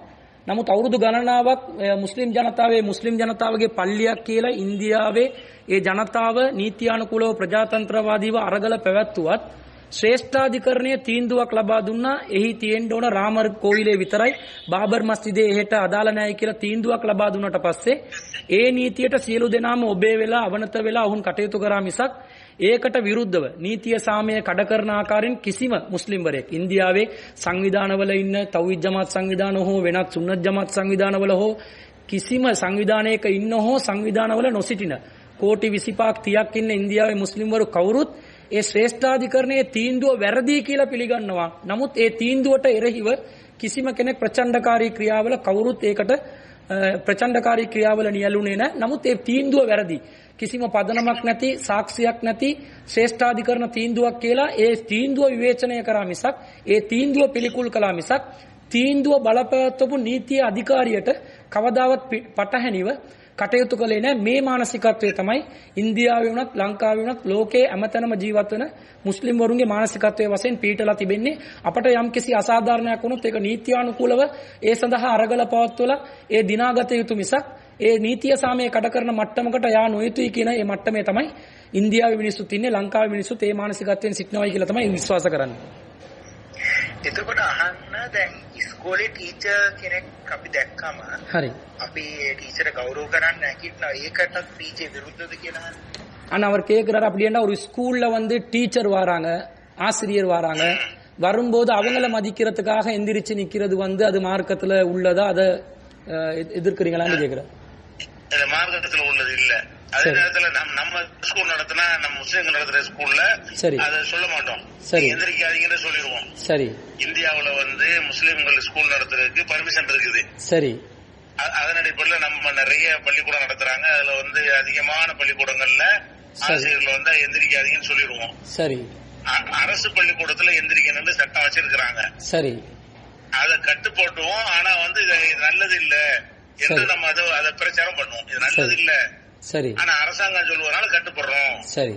என்கிட்ட ஒரு மனிதனை வந்து வந்தவன எந்திரிக்கிறது அப்புறம் கும்பிடுறது இப்படிதான் கடவுளாக்கக்கூடியத கொண்டு விட்டுரும். சரி. இப்ப நபிகள் நாயகம் வந்து எனக்காக எந்திரிக்க கூடாது, நீங்க எல்லாரும் உட்கார்ந்து இருக்கும் போது நான் வந்தால் யாரும் எந்திரிக்க கூடாதுட்டாங்க. சரி. அப்ப காலில் விழ எந்த ஒரு மனிதனுக்கும் அந்த மாதிரி மரியாதை கொடுக்க கூடாதுன்னு இஸ்லாத்துல இருக்கிறதுனால சரி அது தவறு நாங்க சொல்லுவோம். ஆனா அரசுல சட்டமா இருந்தா கட்டுப்படுவோம். சரி. යා කියනවා සර් දැන් පාසලක වුණත් ගුරුවරු එනකොට නැගිට සිටීම ඉස්ලාම් ධර්මානුකූලව නිවැරදි ක්‍රියාවක්ද කියලා සලකා බැලුවොත් ඒ ඉස්ලාම් ධර්මානුකූලව හරි දෙයක් නෙවෙයි. ඉස්ලාමය අනුමත කරන්නේ නැහැ. මොහම්මද් නබිතුමා පවා පවසලා තියෙනවා මොහම්මද් නබිතුමා සභාවකට පැමිණෙන අවස්ථාවේදී පවා ගෞරවයේ නිමිත්තෙන් මොහම්මද් නබිතුමා වෙනුවෙන් පවා නැගිට සිටින්න එපා කියලා මොහම්මද් නබිතුමා ඒ තහනම් කර තිබෙන නිසා ඉස්ලාම් ධර්මානුකූලව ඒ වැරදි ක්‍රියාවක්. නමුත් ඉන්දියාවේ පාසල් වල ක්‍රම දෙකක් තියෙනවලු. මුස්ලිම් වරුන්ට පාසල් ආරම්භ කරන්න පුළුවන් කියලා අවසරයක් තියෙනවා. මුස්ලිම් නොවන කට්ටිය රජයේ පවත්වන පාසලුත් තිබෙනවා. රජයේ පාසල් වල ගුරුවරුන් එන අවස්ථාවේදී නැගිට ආචාර කිරීම නීතියක් වශයෙන් වුන් පනවලා තියෙනවලු. ඒ වගේම මුස්ලිම් වරුන් විසින් පවත්වන පාසල් වල ගුරුවරු එන අවස්ථාවේදී නැගිටින්න එපා කියලා මුස්ලිම් ජනතාවම මුස්ලිමේ පාසල් පවත්වන කළමනාකරණයම ඒගොල්ලන්ට උගන්වලා දීලා ඒ නිවැරදි ක්‍රමයකට අනුව සිදු කරගෙන යනවලු. දැන් රජයේ පාසල් වල ගුරුවරු එන අවස්ථාවේදී නැගිටින්න ඕන කියලා නියමයක් තියෙන නිසා එසේ නැගිට සිටීම වරදක් කියලා කියන්නේ නැහැ. නමුත් ඒ නැගිට සිටීම කියන ඒ ප්‍රතිපත්තිය නිවැරදිද කියලා අහුවනම් ඒ ප්‍රතිපත්තිය ඒ ඉස්ලාම් වලට පටහැනි මේ වගේ පුද්ගලයන්ට ගෞරවයේ නාමයෙන් ආචාර කිරීමේ නාමයෙන් නැගිට සිටීම වැනි කරුණු තමයි ඒ පුද්ගලයන්ව දෙවිවරුන් බවට දේවත්වයේ ආරෝපණය කරලා ඔවුන්ව පූජා පවත්වලා ඔවුන්ව නමදුම් නමස්කාර සිදු කරන මට්ටමකට ඇති කරන නිසා ඉස්ලාම් නබිතුමාටම ඒ දේ සිදු නොකරන්න කියලා තහනම් කර තිබෙන නිසා ප්‍රතිපත්තිමය වශයෙන් මේ වැරදි ක්‍රියාවක් කියලා විවේචනයක් සිදු කරනවා මිසක් නීත්‍යානුකූලව අනිවාර්ය කරලා තියෙන තැනක ඒට පටහැනිව කවුරුත් කටයුතු කරන්න එපා කියලා තියෙන්නේ. ඒ වගේම මුස්ලිම් වරුන්ම නිදහසේ පවත්වා ගන්නට පුළුවන් කියන පාසල් වල ඒ සිදු කරන්න කියලා ඒ ජනතාව අපේම ගුරුවරුන්ට පැහැදිලි කරලා ශිෂ්‍යයන්ට පැහැදිලි කරලා ඉස්ලාම් ධර්මානුකූලව ඒ දේ සිද්ධ කරනවා. ඉස්ලාම් වල ඒ ස්වාධීනත්වයේ තියෙන අවස්ථාවකදී ඒ දේ සිද්ධ කරනවා මිසක් අනක් නීතියක් වශයෙන් පනවන අවස්ථාවේදී ඒට පටහැනිව කටයුතු කරන්නේ නැහැ. නමුත් නීතිය ඒ පිළිගත්ත නිසා, නීතියට අවනත වූ නිසා ඒ ක්‍රියාව නිවැරදි කියන එක පිළිගත්තයි කියන එක නෙමෙයි. ඒ ක්‍රියාව වැරදි තමයි ඉස්ලාම් ධර්මානුකූලව. சரி, அதாவது இன்னொரு சேர்த்து சொல்லியது என்னன்னு கேட்டா, சொல்லுங்க. வரவேற்புக்கு எந்திரிக்கிறதுக்கு மார்க்கத்துல அனுமதி இருக்கு. வரவேற்புன்னு சொன்னா செய்யணும். நான் உங்களை பார்க்க வர்றேன், சரி, நீங்க எந்திரிச்சு வாங்கன்னு கூப்பிடுறீங்க. நீங்க எங்களை பார்க்க வரும்போது நானும் எந்திரிக்கணும். சரி, அப்ப இது மரியாதைக்கு செய்யல. சரி, ஒருத்தர் பார்க்க போகும்போது அவங்க இடத்த நம்ம தேடி போனோம்னா எழுந்து வரவேற்பாங்க. சரி, நம்ம இடத்துக்கு அவங்க வந்தா நம்மளுக்கு எழுந்து வரவேற்போம். சரி, இது வரவேற்பு எப்படி பார்க்கணும்னு கேட்டா, இவர் எந்திரிக்க மாட்டாரு, சரி, நம்ம தான் எந்திரிச்சாகணும் அப்படின்னு இல்லாம, சரி, ஒருவருக்கு ஒரு பரஸ்பர மரியாதைக்காக வேண்டி எழுந்து கொள்வது நபிகளை எந்திரிச்சிருக்கிறாங்க. மகள் வரும்போது எந்திரிச்சிருக்கிறாங்க. ஆமா, அந்த மாதிரியான விஷயங்கள் இருதரப்பும் இருக்கணும். சரி, அல்லது மரியாதை இல்லாம நமக்கு வேண்டியவங்க புள்ள வெளிநாட்டுல இருந்து வருதுன்னு சொன்னா எந்திரிச்சு போய் வரவேற்போம். நம்ம புள்ளைய நம்ம வரவேற்போம். சரி, பாசத்துல ஆமா, பாசத்துக்கு மரியாதைக்கும் உரிய எழுந்து நிறுத்தல் இதுல வராது. சரி, இவர் உயர் நம்ம மனித படைப்புல ஒரு மேலானவர் இவரு. சரி, இவருக்கு நம்ம எந்திரிக்கணும், அதுதான் கூடாது. சரி, අනිත් එක තව දෙයක් කියනවා ඉස්ලාම් වල අර නැගිටීම එපා කියලා කියන්න හේතුව එක පුද්ගලයෙකු Tamanට වඩා එයා උසස්, ඒ නිසා මම එයාට ගෞරව කිරීම සඳහා මම නැගිට ආචාර කළ යුතුයි කියන මානසිකත්වය තමයි ඉස්ලාම් ධර්මයේ තුල එපා කියලා තියෙනවා මිසක් පුද්ගලයෙක්ව පිළිගැනීම සඳහා, ඒ පුද්ගලයාව වෙල්කම් කරලා, ඒ පුද්ගලයාව පිළිගන්වලා, ඔහුව සාදරයෙන් ඇරයුම් කරලා පිළිගැන්වීම සඳහා නැගිට සිටීම ඉස්ලාම් වල වරදක් නෙවෙයි. නමුත් ඒක ද්විපාර්ශ්වීයව සිද්ධ විය යුතුයි. මේ පුද්ගලයා A කියන පුද්ගලයා B කියන පුද්ගලයාව බලන්න ගිය වෙලාවෙත් B පුද්ගලයා නැගිට සිටනවා වගේ, B කියන පුද්ගලයා A කියන පුද්ගලයාව බලන්න එන අවස්ථාවේදීත් A කියන පුද්ගලයාත් නැගිට සිටනවා නම් ද්විපාර්ශ්වීයව දෙදෙනාම පිළිගැනීම සඳහා නැගිට ආචාර කරන පුරුද්දක් තිබෙනවා නම් එතකොට එතන තියෙන්නේ අර සෙනෙහසක්, ලෙන්ගතුකමක් මිස එක් පුද්ගලයෙකුව තවත් පුද්ගලයෙකුට වඩා උසස් කිරීමක් නෙවෙයි. පුද්ගලයෙක්ව උතුම් කොට සැලකීම සඳහා ආචාර කිරීමට ඒකපාර්ශවීයව නැගිටීම තමයි ඉස්ලාම් වල තහනම් කරලා තියෙනවා මිසක් පිළිගැනීම සඳහා ආදරය, ස්නේහය පදනම් කරගෙන දෙපාර්ශවයෙන්ම නැගිටිනවා නම් ඒ ඉස්ලාම් වල තහනම් කරලා නබිනායකතුමාණන් එයාගේ දියණිය පැමිණෙන අවස්ථාවේදී එයාව පිළිගැන්වීම සඳහා නැගිටලා ගිහිල්ලා එයාව පිළිගන්වලා එයාව තුරුළු කරගත්තයි කියලා ඉස්ලාම් වල තියෙනවා. ඒ නනුව ඒ ස්නේහය සඳහා, ආදරය සඳහා පිළිගැන්වීම අරමුණෙන් කෙනෙක්ව නැගිට ආචාර කරන එක ඒ ගෞරවය සඳහා සිදු නොකරන දෙයක් නිසා ඒ දේ සඳහා ඉස්ලාම් වල අවසරය තියෙනවායි කියලා එයා තවදුරටත් සඳහන් කරන්න කිව්වා. හරි. එතකොට අහන්න අල්වලා වල්බරා ගැන මොකද්ද මේ P.J. அல்வலா வல்பரா? அண்ணா அவர் கேட்கிறாரு, அல்வலா வல்பரா சம்பந்தப்பட்ட உங்களோட நிலைப்பாடு என்ன அப்படின்னு கேட்கிறாரு. அது என்னன்னு எனக்கு தெரியல, விளக்கி சொல்லுங்க. என்ன அல்வலான்னா என்னது? அவர் புத்தகம் ආන්නේ පොතක් සම්බන්ධෙන්නේ ආන්නේ අල්වලා වල්බරා. නෑ නෑ, අල්වලා වල්බරා කියන්නේ මේ ප්‍රතිපත්තියක්. அவர் கேட்கிறார், அது ஒரு கொள்கையா வச்சுக்கிறாங்களாம் அல்வலா வல்பராண்டு. அந்த கொள்கை சம்பந்தமா என்ன நிலைப்பாடுன்னு கேட்கிறார். கொள்கை புதுசா இருக்கு, என்ன கொள்கை அது? பிரதிபத்திய முனாதுகில் ஆனாஸ் அல்வலா வல்பரா பத்தி உங்களுக்கு தெரியாதான்னு கேட்கிறாரு. இல்ல, அப்படி ஒரு இஸ்லாத்துல ஒரு இது இல்லையே. இஸ்லாம்ல ஏதாவது புத்தகம் போட்டிருந்தா நீங்க சொல்லுங்க, அது என்னன்னு விளக்குங்க, நான் சொல்றேன். එයා කියනවා ඒ වගේ වෙනම ඉස්ලාම් වල concept එකක් අල්වලා වල්බරා කියලා නැහැ. මොනාරි පොතක් තියෙනවා නම්, එහෙම නැත්නම් මොනාරි ප්‍රතිපත්තියක් තියෙනවා නම් ඒක මොකක්ද කියලා පැහැදිලි කරන්නලු. එයා එතකොට ඒක ඉස්ලාම් වලට අනුකූලද නැද්ද කියලා එයා කියයිලු. හරි. අල්වලා වල්බරා කියන්නේ මේ ඔක්කොම දැන් වහබි කට්ටිය කියනවා. හරි. කාටානි ගැන අහලා තියෙනවනේ. ඔව්, කාටානි මේ ඔක්කොම අය කියනවා අල්වලා වල්බරා. ඒ කියන්නේ loyalty to Muslims and hatred to non-Muslims. දැන් මේ අල් කයිඩා ඊළඟට ඩයිස් ඉස්ලාමික් ස්ටේට් ඒ කියන්නේ මේ අර සිරියාවේ තියෙන ISIS ඒ ඔක්කොම දැන් ෆලෝ කරන්නේ මේ අල්වලා වල්බරා concept එක. කියන්නේ hate, love the Muslims and hate the non-Muslims. මෙයා ඒක ගැන මොකද හිතලා තියෙන්නේ? அண்ணா அவர் சொல்றாரு, இந்த IS அமைப்புகள், அதே மாதிரி தீவிரவாத அல் கைதா போல தீவிரவாத அமைப்புகள், இவங்க எல்லாம் அல்வலா வல்பரான்ற ஒரு தனி கொள்கையை அவங்க வச்சிருக்கிறாங்க. அதாவது முஸ்லிம்களை வந்து நேசிக்கணும், முஸ்லிம் அல்லாதவர்களை வெறுக்கணும் அப்படின்ற ஒரு கொள்கையை வச்சிருக்கிறாங்க. அந்த கொள்கை அடிப்படையில தான் அவங்க இஸ்லாமிய அரசை உருவாக்குறாங்க, முஸ்லிம் அல்லாதவங்களை கொலை செய்யறாங்க. இந்த கொள்கை சம்பந்தமான நிலைப்பாடு என்னன்னு கேட்கிறாரு. அதாவது எல்லா மனிதர்களையும் நேசிக்கணும் என்பதுதான் இஸ்லாத்தினுடைய கொள்கை. சரி, இப்ப இந்த கொள்கை சரியா இல்லையாங்கிறதுக்கு நம்ம நபிகள் நாயகம் காலத்துக்கு போயிடலாம். சரி, நபிகள் நாயக காலத்துல அவங்களுக்கு எதிரிகளாக சூழ்ச்சி செய்யக்கூடிய நயவஞ்சகர்களாக யூதர்கள் இருந்தாங்க. சரி, அந்த யூதர்கள் வந்து யூதர்களை சேர்ந்த ஒருத்தர் தான் நபிகள் நாயகத்துக்கு ஊழியரா இருந்தாரு. சரி, அனஸ்ன்ற ஒரு ஊழியர், இன்னொரு ஊழியர் வந்து யூதர். சரி, ஒரு யூதரையும் ஒரு தன்னுடைய அந்தரங்க ஊழியராக நபிகள் நாயகம் வச்சிருக்கும் போது இருக்கல.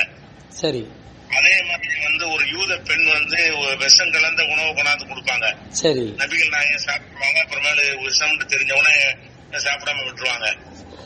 இந்த ஒரு அவங்க கொண்டு வந்து விஷத்தை கொடுக்கும் அளவுக்கு நெருக்கம் வச்சிருந்திருக்காங்கல்ல. ஆமா, அந்த நம்பிக்கை நம்ம இந்த உணவு கொண்டு கொடுத்தா முகமது நபி சாப்பிடுவார்னு சொல்ற அளவுக்கு அந்த பெண்ணு வழங்கி இருக்காங்க, இவங்களும் வாங்கி இருக்கிறாங்க. சரி, அப்ப நபிகள் நாயக காலத்துல அவங்க கடைசி நேரத்துல கொஞ்சம் உணவு தட்டுப்பாடு ஏற்படும் போது கவச ஆடையை வைத்து யூதர்கிட்ட அடமானமாக கோதுமை கொடுக்குறாங்க. சரி, அவங்க மாற்றிக்கும் போது கூட அது மீட்கப்படல. அப்ப வந்து அவர் ஒரு அடமானம் கொடுக்கக்கூடிய அளவுக்கு உயர்ந்த இடத்துல அவர் இருக்கிற பொருளாதாரத்தில் இருக்கிறாரு. அப்படித்தான் நடந்திருக்கிறாங்க. சரி, ஒரு பள்ளிவாசல் இருக்கும் போது யூதருடைய ஜனாசா வரும் பொழுது எழுந்திருக்காங்க. உசுரோட உள்ள ஆளுக்கு எழுந்து நிக்க கூடாது. சரி, இறந்து போன ஆட்களுக்கு எழுந்து நிக்கணும். இறந்து போன மரியாதையை நாட மாட்டான்ல அவன். அதனால எழுந்து நிக்கிறாங்க. சரி, அப்ப வந்து இது யூதருடைய ஜனாசான்னு சொல்லும் பொழுது அவனும் மனுஷன் தானே, இப்படித்தான் நபிகள் நாயகம் வந்து எங்களுக்கு வழிகாட்டி இருக்கிறாங்க. சரி, ஆனா குர்ஆன்ல வந்து அந்த முஸ்லிம் அல்லாதவர்களை நண்பர் ஆக்காதீங்கன்னு சில வசனங்கள் இருக்கிறது. சரி, இந்த வசனத்தை இவங்க வந்து சரியாக புரிந்து கொள்ளாம அந்த வசனத்துக்கு தான் அர்த்தமா இருந்தா நபிகள் நாயகம் இப்படி நடந்துக்க மாட்டாங்க. சரி, யூதருக்கு முஸ்லீமுக்கு சண்டை வந்துச்சுன்னா யூதர் வந்து நபிகள் நாயகத்துக்கு முஸ்லீம் எடுத்துட்டு வந்துருவாரு. சரி, நீங்க தீர்ப்போடுங்க. சரி, நபிகள் நாயகம் காலத்துல எத்தனை சம்பவங்கள் யூதரும் முஸ்லீமும் வாழ்ந்திருக்கும் போது ஒருத்த சண்டை வந்துடும். ஆமா, முகமது நபிட்ட போவோம்னு சொல்லிட்டு அந்த யூதரை கொண்டு இழுத்துட்டு வந்துருவாரு அந்த கேஸ. ஆமா, அப்ப இப்படித்தான் முகமது நபி அவர்கள் அவங்களை யாரையுமே வெறுக்கவே இல்லை. சரி, மக்காவுல இருந்து ஹிஜ்ரத் பண்ணி மதீனாவுக்கு வரும்போது அவங்களை கூட்டிட்டு வந்ததே ஒரு முஸ்லீம் அல்லாதவர் தான். சரி, ஒரு ரிஸ்கான ஒரு வேலைக்கு கூட அந்த வேலைக்கு அவர் தகுதியா இருந்தா அவர் பயன்படுத்திக்கிட்டாங்க. சரி, அப்ப குர்ஆன்ல இதெல்லாம் வருதுன்னு கேட்டா அதெல்லாம் எதுக்கு உள்ளதுன்னு கேட்டா சரி, யுத்த காலத்துக்கு உள்ளது. யுத்த காலத்துல எதிரிகளா இருக்கணும், நம்மளை அழிக்கணும்னு சொல்லி திட்டம் போட்டு இருக்கிற ஒரு மக்களோட நீங்க நெருக்க வைக்காதீங்க. அதாவது நபிகள் நாயகத்துக்கு வந்து மக்காவுல இருந்து பல தடவை யுத்தம் படையெடுத்து வந்தாங்க. ஆமா, நம்மளை அழிப்பதற்காக படையெடுத்து வர்றவனை நீ எப்படி நண்பனாக்குற? ஆமா, அப்ப படையெடுத்து வர்றவன் உங்களை ஊரை விட்டு விரட்டினவன் அப்படித்தான் அந்த குர்ஆன்ல தெளிவுபடுத்தி சில வசனங்கள்ல இருக்கிறது. ஆமா, யாரு உங்களை ஊரை விட்டு விரட்டினார்களோ, உங்களை அடிச்சார்களோ, உங்க சொத்துக்கள் எல்லாம் பறித்து கொண்டார்களோ, மீண்டும் மீண்டும் உங்களோட சண்டைக்கு வந்து கொண்டிருக்கிறார்களோ அவர்களை நீங்கள் நட்பு பாராட்டுறீங்கன்னு தான் குர்ஆன்ல சொல்லப்படுதே தவிர இது யாரும் செய்ய மாட்டாங்க. இது முஸ்லீம் மட்டும் செய்யறது இல்ல, இந்துவும் செய்வாரு, பௌத்தரும் செய்வாரு. எல்லாருமே வந்து தன்னை அழிக்க வருபவர்களோடு நெருக்க மாட்டாங்க. அப்ப உங்களை அழிப்பு நினைக்கிறவர்களோடு நெருங்காதீங்கன்னு தான் இருக்கே தவிர முஸ்லீம் அல்லாதவங்களோடு நெருங்காதீங்கன்றதே இல்ல. இவங்க விளங்காம அந்த குர்ஆன் வசனத்தை எடுத்து வைத்து தப்பா மிஸ்கேட் பண்றாங்க. சரி, ஆனா நபிகள் நாயகம் இதுதான் அர்த்தமா இருந்தா நபிகள் நாயகம் கடைசி காலத்துல வரைக்கும் இப்படித்தான் நடந்திருக்கிறாங்க. யார் முஸ்லீம் அல்லாத மக்களுடைய உரிமையை மதிச்சிருக்கிறாங்க, நியம நடத்திருக்கிறாங்க, அவங்க யாரையுமே வெறுக்கல. சரி, அந்த கொள்கை தப்பான கொள்கை அப்படி சொன்னார்களே, ஆனால் அது ஒரு தவறான ஒரு கொள்கை. හරි. සයා කියනවා සර් ඉස්ලාම් වල හැම මිනිසෙක්ටම කරුණාව දයාව පළ කරන්න ඕන කියලා තමයි ඉස්ලාම් ධර්මයේ පවසලා තිබෙන්නේ. ඉස්ලාම් ධර්මයේ මෙසේ කිව්වද නැද්ද කියන එක තේරුම් ගන්න නම් නබිනායකතුමා නම් මේ පිළිබඳව කටයුතු කරලා තියෙන ආකාරය මොකක්ද කියන එක තමයි අපි බලන්නට ඕන. නබිනායකතුමාගේ මෙහෙකරුවෙක් වශයෙන් අනස් කියලා නබි මිත්‍රවරයෙක් හිටියා. ඒ වගේම අනෙක් දෙවන මෙහෙකරුවා වශයෙන් නබිනායකතුමාට හිටියේ යුදෙව් ජාතික තරුණයෙක්.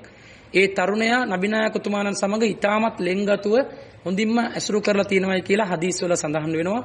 ඒ තරුණයාව නබිනායකතුමාණන් යුදෙව් ජාතිකයෙක්ව අපි පිළිකුල් කරන්නට ඕනේ නම් මුස්ලිම් නොවන කෙනෙක්ව අපි ප්‍රතික්ෂේප කරන්නට ඕන නම් නබිනායකතුමාණන්ගේ ඊටමත් ලෙන්ගතු රහස්‍ය මෙහෙකරුවෙක් වශයෙන් යුදෙව් ජාතිකයෙක්ව නබිනායකතුමාණන්ගේ පුද්ගලික කටයුතු වලට මෙහෙකරුවෙක් වශයෙන් යුදෙව් ජාතිකයෙක්ව නබිනායකතුමාණන් පවත්වා ගන්නේ නැහැ. පළවෙනි කාරණාව. දෙවෙනි කාරණාව නබිනායකතුමාණන් නොයෙකුත් අය සමග ගනුදෙනු කරලා තියෙනවා.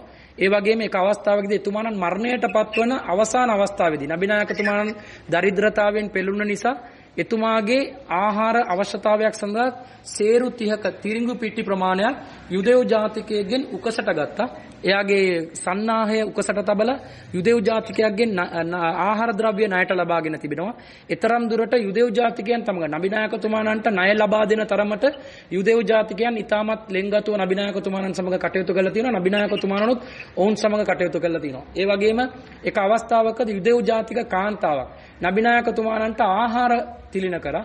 ඒ ආහාරවල යුදෙව් ජාතික කාන්තාව විෂ තවරා තිබුණා. නමුත් නබිනායකතුමාණන්ට ඒ ආහාර තිලින කරවන සම්ප්‍රදායක් ඒ ජන සමාජයේ මුස්ලිම් නොවන ජනතාව පවා නබිනායකතුමාණන්ට ආහාර පාන සංග්‍රහ කරන මට්ටමක් තිබුණ නිසා තමයි ඒ යුදෙව් ජාතික කාන්තාව විෂ තවරා ගැනීමට ඒ අවස්ථාවක් කරගත්තේ. ඒ තරමට නබිනායකතුමාණන් මුස්ලිම් නොවන ජනතාව සමග සංග්‍රහ භෝජන ලබා ගන්නා තරමට ලෙන්ගතුව කටයුතු කරලා තිබෙනවා. ඒ වගේම නබිනායකතුමාණන් මක්කමේ සිට මදීනාවට නිෂ්ක්‍රමණය කරන අවස්ථාවේදී මුස්ලිම් නොවන ජාතිකයෙක්ව තමයි මඟ පෙන්වන පුද්ගලයෙක් වශයෙන් නබිනායකතුමා පවත්වා ගත්තේ. එතුමාට පාර පෙන්වන්නට මදීනාවට යන්න ඕන පාර පෙන්වන්නට මඟ පෙන්වන මාර්ගෝපදේශකයන්න් වශයෙන් තබා ගත්තේ මුස්ලිම් නොවන ජාතිකයෙක්. ප්‍රතිමා වන්දනාකරුවෙක්ව නබිනායකතුමාණන් මුස්ලිම් නොවන ජනතාව වපර ඇසකින් බැලුවනම් තමන්ගේ ජීවිතයට හානිදායක අවස්ථාවකදී ඒ සඳහා මුස්ලිම් නොවන ජාතිකයෙක්ගේ සහාය ලබාගෙන තියෙන්නේ නැහැ. එතුමා විශ්වාස කරලා මුස්ලිම් නොවන ජනතාව සමග ජීවත් වෙලා තිබෙනවා. ඒ වගේම මුස්ලිම් නොවන ජනතාව අතර යුදෙව් ජාතිකයන් අතර මුස්ලිම් වරුන්ට යම් යම් අවස්ථාවලදී යම් යම් නඩු හබ්බ සිද්ධ වෙලා තිනවා.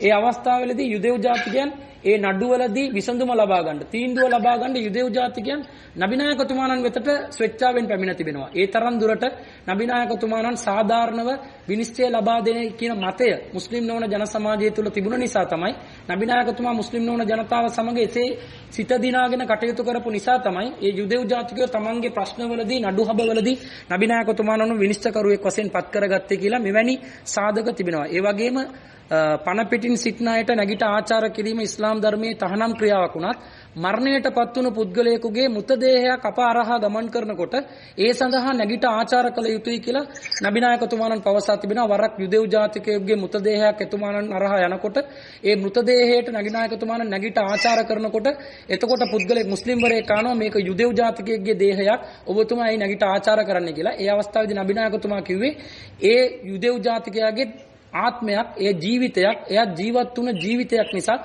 මම ඒ ජීවිතයට ගෞරව කරනවායි කියලා. එතකොට ඒ නබිනායකතුමාණන් ඒ අයුරින් මුස්ලිම් නොවන ජනතාව සමග ලෙන්ගතුව කටයුතු කරලා තියෙනවා. නමුත් කුර්ආන් වල සමහර වැකි තියෙනවා මුස්ලිම් නොවන අයව සමීප මිත්‍රයන් වශයෙන් පත් නොකරගත යුතුයි කියලා. ඒ වැකි වැරදි ලෙස අර්ථකථනය කරලා තමයි මෙවැනි පුද්ගලයන් මුස්ලිම් නොවන ජනතාව පවා අපි ලෙන්ගතු කරගන්නට හොඳ නැහැ කියලා ඔවුන් අර්ථකථනයක් සිද්ධ කරනවා ඇති. නමුත් ඒ වැකිවල සඳහන් කරලා තිබෙන්නේ මුස්ලිම් නොවන ජනතාව ඈත් කරන්න කියලා නෙමෙයි, ඔවුන්ව ලැබැඳි මිතුරන් බවට පත් කරගන්නට එපා කියලා නෙමෙයි.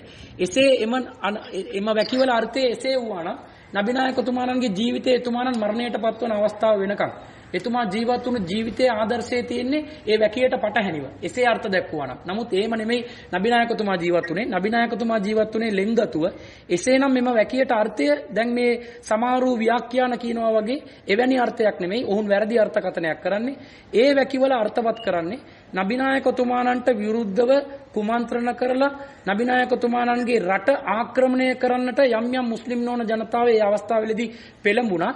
ඒ ජනතාව ලෙන්ගතු කරගන්න එපා කියලා තමයි කුර්ආන් වැකිය පාළ වුණේ. කුර්ආන් වැකියක සඳහන් වුණා ඔබවම පිටුවහල් කරලා නුඹලාව මුස්ලිම් ජාතිකයන්ව රටෙන් පිටුවහල් කරලා නුඹලාටම වද හිංසා කරලා නැවත නුඹලාවම පරාජයටපත් කරන්නට තැත්දරන පුද්ගලයන්ව ඔබ ලැබෙන්දි මිතුරන් බවට පත් කරගන්න එපා කියලා තමයි කුර්ආනයේ කියන්නේ. මේක මුස්ලිම් ජනතාව විතරක් නෙවෙයි මුස්ලිම් නොවන ජනතාව වුණත් තමන්ගේ රටට දේශයට සතුරුකම් කරපු ඕනෑම ජන සමාජයක් ලෙන්ගතුව ඇසුරු කිරීමට යම් එසේ කටයුතු කරන පිරිස පමණක් සමස්ත ජනතාවම නෙවෙයි එසේ කටයුතු කරන කුමන්ත්‍රණකාරී පිරිස පමණක් ලෙන්ගතුව ඇසුරු කිරීම සීමාවක් පනවනවා. එම පොදු සීමාව තමයි ඉස්ලාම් ධර්මයත් රජයක් වශයෙන් අභිනායකතුමාණන්ට පනවලා තිබෙන යුද පිටියේදී යුද්ධයක් වශයෙන් දේශපාලනමය වශයෙන් ලබාගත යුතු තීරණයක් වශයෙන් තමයි ඒ වැකිය පාල වුණේ. නමුත් ඒවට වැරදි අර්ථකථන දාලා මෙවැනි අය මුස්ලිම් නොවන ජනතාව පිළිකුල් කරන්න ඕන කියනවා ඇති. නමුත් ඒ ඉස්ලාම් ධර්මානුකූල නොවේ. එසේ ඉස්ලාම් ධර්මයට ඒ අනුකූල නම් නබිනායකතුමාගේ ජීවිතයේ ආදර්ශය එසේ නෙමෙයි තිබිලා තියෙන්නේ. එතුමාණන් සියලු ජනතාව සමග එක සමානව මුස්ලිම් හෝ මුස්ලිම් නොවන ජනතාවට එක සමානව ආදරයෙන් කටයුතු කරලා තියෙනවා කියන එක තමයි එතුමාණන්ගේ ජීවිතය අපට පෙන්වලා දෙන්නේ. එම නිසා ඒ වගේ තමයි අපි කටයුතු කරන්නට ඕන. ඒ කියන්නේ சொல்லுங்க. நான் சொன்னது தத்துவமா இருந்தாலும் பிராக்டிக்கலா எடுத்துக்கொண்டால் கூட சரி இன்னைக்கு ஒரு வெள்ளம் புயல் சுனாமி இந்த கொரோனாவோட சாவு எல்லாம் எடுத்துக்கிட்டீங்கன்னா முஸ்லிம் அல்லாதவர்கள் பாதிக்கப்படுற இடத்துல முஸ்லிம் தான் போய் பணியாற்றிட்டு இருக்கிறாங்க. இந்தியாவா இருந்தாலும் எங்கேயா இருந்தாலும் இப்ப இந்த கொரோனா செத்தவன குடும்பத்தார் அடக்க மாட்டேங்கிறாங்க.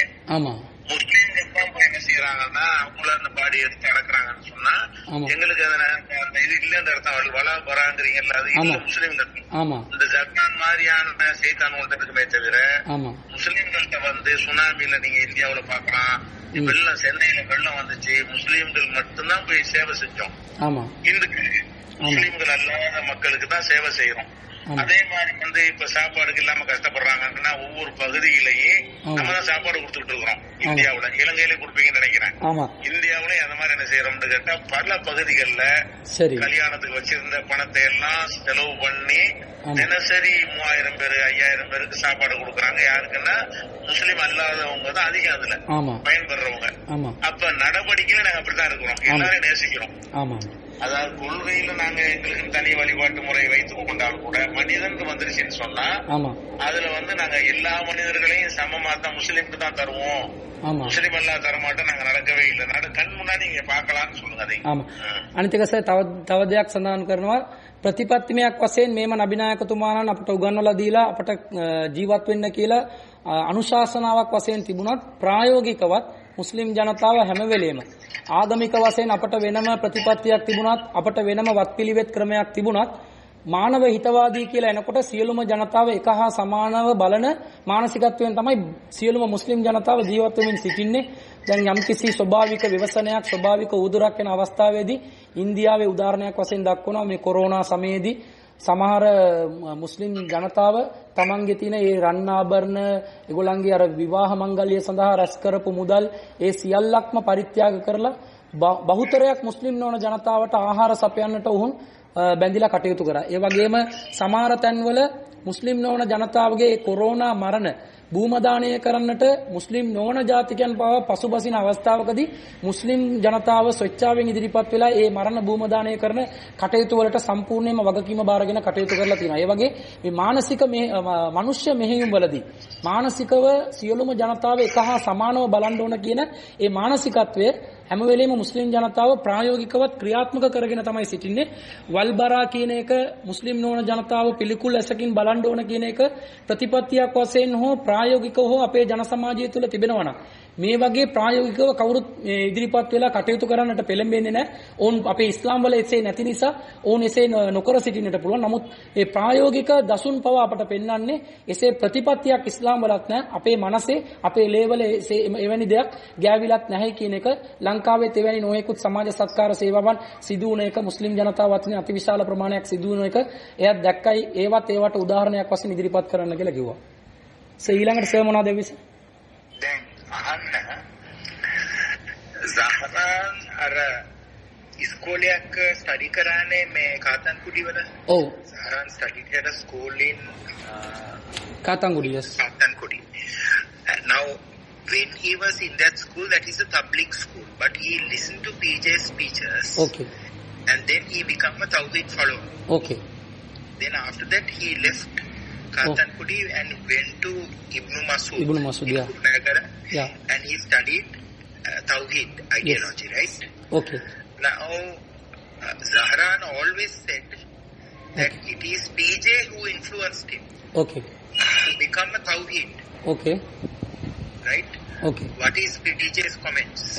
அண்ணா அவர் என்ன கேட்கிறாருண்டா, ஜஹரான் வந்து ஆரம்ப அந்த மதரசால காத்தாங்குடில படிக்கிற நேரத்திலையும் அவர் தப்லீகா இருந்ததுக்கு அவர் அண்ணனுடைய சொற்பொழிவுகளை கேட்டுதான் அவர் வந்து தௌஹீத்வாதியாக தன்னை மாற்றி கொண்டதாகவும், அதுக்கப்புறம் அந்த ஸ்கூல்ல அவர் முரண்பட்டு கல்லூரியில் முரண்பட்டு இப்னு மசூத் என்ற அரபி கல்லூரியில் அவர் படிச்சு தௌஹீத் அந்த சிந்தனையை முழுமையாக அவர் படிக்கிறதுக்கு வந்து அவருக்குள்ள ஒரு மாற்றத்தை ஏற்படுத்துறதுக்கு காரணம் வந்து பிஜே தான் என்றதை வந்து அது உணர்ந்து இருக்கிறோம், அதை விளங்கி இருக்கிறோம். அப்ப அவரும் அதை சில இடங்கள்ல சொல்லி இருக்கிறதாக அவங்க அறிகிறாங்களாம்.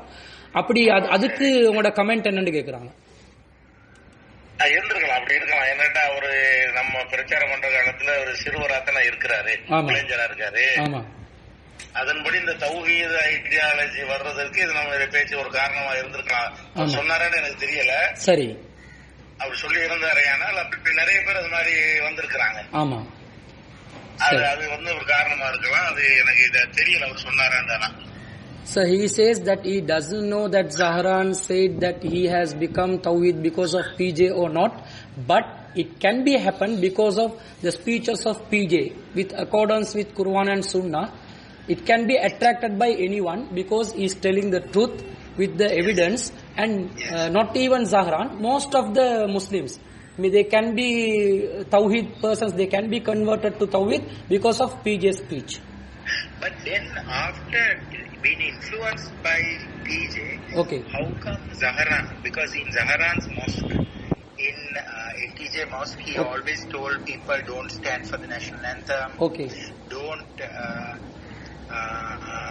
respect teachers. Okay. You don't have to stand for teachers. So he clearly become Tawheed.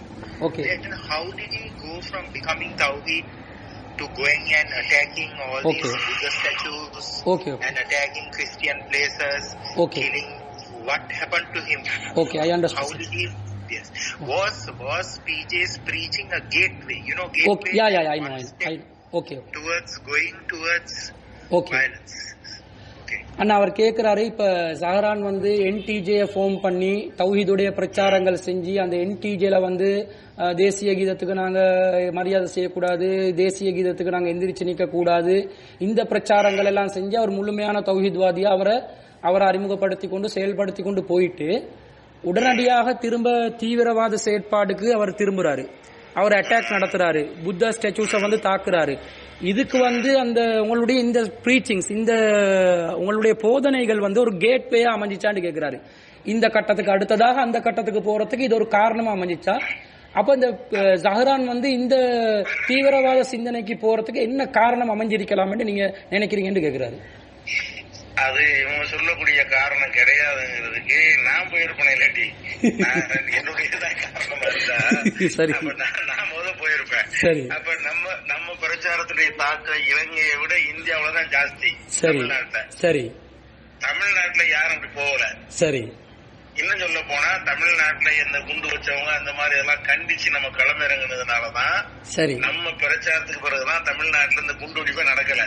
சரி, என்ன இடத்துல காரணம் என்னன்னா அது தவறுங்கிறது அந்த அதுவும் சேர்த்தா நம்ம பிரச்சாரம் பண்றோம். சரி, அப்ப ஜஹரானுக்கு இது காரணமா இருந்தா இதை நான் சொன்னா தானே இது காரணமா இருக்கணும். இதைத்தான் நான் எதிர்க்கிறேனே. ஆமா, நான் அந்த கொள்கை இருக்குதான் ஒரு என்னைய வந்து எடுத்திருக்கலாமே தவிர. சரி, நான் ஒரு கட்டத்திலயுமே இந்த தீவிரவாத தப்புன்னு நான் சொல்லிட்டு இருக்கிறேன், எல்லா கட்டத்திலயுமே. ஆமா, அதே நேரத்துல வந்து அவர் ஏன் இப்படி போனாருங்கிறத வந்து அவருடைய நான் வீடியோ பார்த்தேன். அந்த குண்டு வச்ச பிறகு அந்த வீடியோ வெளியே வந்துச்சு. ஆமா, அவரே காரணம் சொல்றாரு. என்ன சொல்றாருன்னா, திகன கலவரம், சரி, முஸ்லிம்களை வந்து நீங்க 2ஆம் பட்சமா நடத்துறது, அவரு சில ஒரு பட்டியல் போடுறாரு. சரி, அந்த இதுக்கெல்லாம் நீதி வழங்காதுதான் நாங்க காரணங்கிறது. நீங்க பணத்தை எது என்ன முடியாது, அப்படி செய்வோம் இப்படி செய்வோம் அந்த மிரட்டி ஒரு வீடியோ போட்டிருப்பாரு. ஆமா, அந்த வீடியோ வந்து இந்த குண்டு வெடிச்சதுக்கு பிறகு நமக்கு கிடைச்சது. அதை யூடியூப்ல இருந்து எடுத்தேன். சரி, அதுல பார்க்கும்போது என்ன செய்யறாருன்னா, அவர் காரணம் சொல்றாரு. இந்த ஒரு கலவர நேரங்கள்ல வந்து அதிகாரிகள் வந்து அரசாங்கம் ஒட்டு மொத்தமா முஸ்லிம்களுக்கு பாரபட்சமா நடந்தாங்க. சரி. ஒரு சாதாரண ஒரு ஆக்சிடென்ட்ல இறந்ததை கூட ஒரு இனக்கலவரமா மாத்தினாங்க. சரி. மாத்தி அப்படின்னு சொல்லி அவர் ஒரு பட்டியல் போடுறாரு. ஆமாமா. அப்ப ஒருத்தர் இந்த வேலையை செஞ்சதுக்கு காரணம் என்னங்கிறது அவரே விளக்கிட்டாரு. ஆமா. அவர் இந்த தௌஹீது காரணம், எங்களுக்கு இவர் தான் காரணம்னு அவர் சொல்லல. எனக்கு எதிராத்தான் அவர் இருந்தாரு கொள்கை ரீதியா. பிறகு அதனால அவருக்கு ஏன் செஞ்சாருங்கிறது காரணம் இலங்கையில அப்படி நடந்தது உண்மை. நாங்களும் அதை அனலைஸ் பண்ண வகையில இந்த மாதிரி அந்த இன வெறியர்களை கொஞ்சம் கண்டுக்கிறாம விட்டாங்க. சரி. அவங்களுடைய அரசாங்கம் ஒரு பக்கம் இருந்தா கூட சரி, அந்த பொதுபல சேனா மாதிரியான அமைப்புகள் பேசும் பொழுது சரி, அரசாங்கம் அவங்களுக்கு உறுதுணையா நிக்கும் போது என்ன செய்யணும்னா 4 கிறுக்கம் இருப்பான். இந்த மாதிரி சரி, இந்த மாதிரி சில பேர் எந்த நாட்டுல உண்டானாலும் காரணம் என்னவா இருக்கும்னா இது காரணமா இருக்குமே தவிர சரி, ஒரு ஐடியாலஜி காரணமா இருக்காது. இவரெல்லாம் அந்த மாதிரியான சிந்தனையில வந்தது கிடையாது இவரு. சரி. එයා කියනවා සර් සහරාන් ඒ වගේ අර මේ ජාතික ගීය ඒ සම්බන්ධයෙන් එයා එවැනි මතයක හිටියත් කවදාවත් සහරාන් එවැනි ත්‍රස්තවාදී ක්‍රියාවකට නැඹුරු වෙන්න පීජේ හේතුවක් වන්නට බැහැ කියලා. ඒකට ප්‍රධාන වශයෙන් එයා කියන්නේ එහෙම පීජේ ඒ සඳහා ගේට්වේ එකක් හෝ හේතුවක් වශයෙන් එයා හිටියනම් මුලින්ම එවැනි මතවාදයකට යන්නට තිබුණේ පීජේ කියලා. නමුත් පීජේ එයා මේ වෙනකන් ත්‍රස්තවාදයට සම්පූර්ණයෙන්ම විරුද්ධව හැම අවස්ථාවකදීම ත්‍රස්තවාදී ජිහාද් නමින් සිදුවන දේවල් ත්‍රස්තවාදී ක්‍රියා කියලාත් ඒවා ඉස්ලාම් වලට අදාළ නැහැ කියලා තමයි එයාගේ සමස්ත ප්‍රචාරයේම එයා සිද්ධ කරලා තියෙන්නේ. කිසිදු අවස්ථාවක මෙවැනි ක්‍රියාවන් මෙවැනි මතවාදයන් කවදාවත් අනුමත කරලා ත්‍රස්තවාදී ක්‍රියාවලට අනුබල දීලා කවදාවත් එයා කතා කරලා නැහැ. ඒ වගේම එයාගේ කතාවල ගොඩක් දුරට මේ ත්‍රස්තවාදයට එරෙහිව එයා කටයුතු කරන නිසා තමයි තමිල්නාඩුවල මුස්ලිම් ජනතාව අතර පවා ඒ බෝම්බ තියෙන සංස්කෘතියක් තිබුණා. ඒ සියල්ලක්ම නැති වෙලා මේ වන විටත් මුස්ලිම් ජනතාව අතර තමිල්නාඩුවල බෝම්බ නොපිරෙන තත්වයක් මෙයාගේ ප්‍රචාරයෙන් පස්සේ මෙයාගේ ප්‍රචාරක කටයුතු වලට පස්සේ ගොඩක් දුරට තමිල්නාඩුවල ඒ වගේ සුබවාදී වාතාවරණයක් ඇති වෙලා තිබෙනවා. ඒ වගේම තවත් දෙයක් සඳහන් කරනවා ඉන්දියාවට ලංකාවට වඩා ඉන්දියාවේ තමයි පීජේගේ ප්‍රචාරක කටයුතු වල දැඩි බලපෑමක් තියෙන්නේ. එතකොට එයා ඉන්දියාවේ ප්‍රචාරය කරන ඒ දැඩි බලපෑමක් තියෙන ඒ ඉන්දියාව තුල තමිල්නාඩුව තුල ඔහු සමග සිටින හෝ ඔහු සමග කටයුතු කරපු කවුරුත් මෙහැනි අන්තවාදී මතදරන කවුරුන් බවටත් පත් වෙලා නැහැ. ඒ තරම් දුරට ඒ ඔහුගේ ප්‍රචාරය මේවට විරුද්ධව තදින්ම ඉස්ලාම් තෞහීද් කියන මේ ප්‍රතිපත්තිය ප්‍රචාරය කරනවත් සමගම ඒට සමගාමීව මෙවැනි අන්තවාදී ජාතිවාදී ත්‍රස්තවාදයට විරුද්ධව ඔහුගේ ප්‍රචාරය සමබරවම සිද්ධ වෙලා තියෙන නිසා තමයි තමිල්නාඩුවල ඉන්දියාවේ එවැනි හොඳ වාතාවරණයක් මුස්ලිම් ජනතාව අතර ඇති වෙලා තියෙන්නේ කියලා එයා කියනවා. අනිත් එක සහරාන් මේ වගේ දෙයකට ඔහු නැඹුරු වෙන්න සහරාන් හේතුවක් වන්නට පීජේ හේතුවක් වන්නට බෑ කියන තවත් දෙයක් කියනවා. සහරාන් මෙවැනි සම්යම් දේවල් වල ඔහුත් සමග එකඟතාවයන් පීජේගේ මතවල එකඟතාවයන් තිබුණාට තවත් නොයෙකුත් දේවල් වල පීජේ සමග පරස්පර මතයන් තියෙනවා යාට. එවැනි කලින් යා සඳහන් කරපු දේවල් ගැන යා මතක් කරනවා. එවැනි නොයෙකුත් පරස්පරතාවයන් තියෙන නිසා ඔහු හැම දෙයකම මම කියන ඒ මතවලට එකඟව කටයුතු කරපු කෙනෙක් නෙවෙයි. ඒ නිසා ඔහුගේ මඟ වෙනස් වීමට පීජේ හේතුවක් හෝ එක ගේට්වේ එකක් මූලකාරකයක් වශයෙන් තියෙන්නට බැහැයි කියන එක යා කියනවා. ඊළඟට යා කියනවා සහරාන් එසේ පරිවර්තනය වෙන්න අන්තවාදියෙක් වශයෙන් බවට පත් වෙන්න ත්‍රස්තවාදියෙක් වන්නට හේතුවක් වශයෙන් මේ බෝම්බ පිපිරීමෙන් පස්සේ පාස්කු ප්‍රහාරයෙන් පස්සේ සහරාන් නිකුත් කරපු වීඩියෝවක්. ඒ වීඩියෝවේ ඔහු යම් යම් දේවල් සඳහන් කරලා තිබුණා. මෙවැනි නොයෙකුත් දිගන කෝලහලයේ පිළිබඳව සඳහන් කරලා සාමාන්‍ය බස් රිය අනතුරක් ඒ හේතු කරගෙන මෙතරම් දුරට අතිවිශාල කලකෝලහලයක් ඇති කරවලා තියෙනවා. මේක මුස්ලිම් නොවන ජාතිකයන් ඒ වගේම රජයේ බල අධිකාරිය ආරක්ෂක අංශය මේ පිළිබඳව සැලකිලිමත්ව සාධාරණව කටයුතු නොකිරීම සඳහා තමයි මම මෙවැනි ප්‍රහාරයකට යොමු වන්නට හේතුවක් වන්නේ අනාගතයේ කියලා එයා කතා කරපු වීඩියෝ එකක් YouTube වලින් පීජේ බැලුවලු. ඒ වීඩියෝ එක අනුව එයා කියන යම් යම් දේවල් සහරාන්ගේ කටින්ම පිට කරලා තියෙන්නේ යම් යම් අන්තවාදී සංවිධාන යම් යම් මුස්ලිම් මහා මුස්ලිම් නොවන ජනතාව අතර යම් යම් අකරතැබ්බයන් ගැටුම් සිද්ධ වෙන අවස්ථාවේදී රජය හෝ බල අධිකාරිය හෝ ඒ සමබරව ඒ ප්‍රශ්නය විසඳන්න නැතුව යම් කිසි ආකාරයක නොසැලකිලිමත් කමකින් සිටීම මෙවැනි ප්‍රහාරයන් සිද්ධ වෙන්න හේතුවක් වශයෙන් සහරාන් පවසන එක තමයි එයා කියන්නේ. එයා එවැනි ත්‍රස්තවාදීක් බවට පත්වන්නට හේතුවක් වෙලා ඇත්තේ. නමුත් ප්‍රායෝගිකවත් පීජේලත් දකින්නවලු ලංකාවේ සිද්ධ වෙන යම් යම් ජාතීන් අතර ගැටුම් ඇතිවන අවස්ථාවවලදී රජයේ හැම වෙලේම ඒ ගැටුම් වලට මුල පුරන බොදු බල සේනා සංවිධානය හා එවැනි තවත් සංවිධාන වලට යම්කිසි නම්‍යශීලීත්වයක් දක්වලා මුස්ලිම් ජනතාවගේ විශේෂ කරුණු සම්බන්ධයෙන් කටයුතු කරනකොට ගොඩක් නොසැලකිලිමත්ව කටයුතු කරන අතපසුවීම් නොයෙකුත් දේවල් සිද්ධ වෙලා තියෙන එක පීජලත් ප්‍රායෝගිකව දැකලා තියෙනවලු ලංකාවේ සිද්ධ වෙන දේවල්. එවැනි සිදුවීම් සිද්ධ වෙනකොට අපේ සමාජයේ යම් මෝඩය පිරිසක් මේ වගේ මෝඩ ක්‍රියාවලට ඉදිරිපත් වන්නට හේවත් හේතුවක් බවට පත්වන්නට පුළුවන් නිසා එවැනි කාරණාවලදී රජයේ ආරක්ෂක අංශය ඉතාමත් සියුම්ව සමබරව කටයුතු කරන්නට වගකීම දරන එක වඩාත් වැදගත් කියලා පීජේ සඳහන් කරනවා. சரி, நான் இந்த தீவிரவாதிகளுக்கு தான் பிரச்சாரம் பண்றதுனால சரி அந்த சிந்தனை உள்ளவர்கள் என்னை கொல்லுவதற்கு பல முயற்சிகள் பண்ணாங்க. சரி, அரசாங்கத்திலிருந்து 20 வருஷம் எனக்கு போலீஸ் இந்த போன வருஷம் தான் எடுத்திருக்காங்க. சரி, 20 வருஷம் எனக்கு கூடவே இருக்கிற 2 PSO எதுக்கு PSOன்னா அந்த போலீஸ் செக்யூரிட்டி. ஆமா, செக்யூரிட்டி பர்சனல். இங்க PSD ன்னு சொல்லுவாங்க. சரி, அந்த மாதிரி எனக்கு ஆயுதம் ஏந்திய போலீசார் சரி எனக்கு 20 ஆண்டுகள் எனக்கு தொடர்ச்சியா பாதுகாப்பு கொடுத்திருந்தாங்க. சரி, வீட்டுக்கு பாதுகாப்பு, ஆபீஸுக்கு பாதுகாப்பு. எதனால கொடுத்தாங்கன்னு கேட்டா, சரி, முஸ்லீம்ல உள்ள இந்த மாதிரி ஜஹரான் மாதிரியான ஆட்கள்கிட்ட இருந்து உங்களுக்கு அச்சுறுத்தல் இருக்குது. சரி, வேற இந்துத்துவ ஆட்கள்னால இல்ல. சரி, முஸ்லீம்கள்ல உள்ள இந்த ஜஹரான் மாதிரி அங்க உள்ள சில குண்டு வைக்கிற கூட்டம் இருக்கிறாங்க. ஆமா, அவங்களை எதிர்த்து நீங்க பிரச்சாரம் பண்றதுனால உங்களை வலிக்க திட்டம் போடுறாங்கன்னு சொல்லியே எனக்கு பாதுகாப்பு கொடுத்தாங்க. சரி, அப்படி இருக்கையில என்னுடைய தாக்கம் அவருக்கு இருக்க முடியாது. இன்னும் நான் கேள்விப்பட்ட ஜஹரான் கூட என்னைய கொல்லணும்னு சொல்லி இருக்கிறாருன்னு கேள்விப்பட்டேன். போது கொல்லப்பட வேண்டிய லிஸ்ட்ல இருந்து என்னைய வச்சிருந்தாருன்னு சொல்லி கேள்விப்படுறேன். சரி, அப்படி இருக்குமே ஆனால் அவர் என்னுடைய தாக்கம் அதை சொல்றதுக்கு எந்த ஒரு ரீசனும் இல்ல.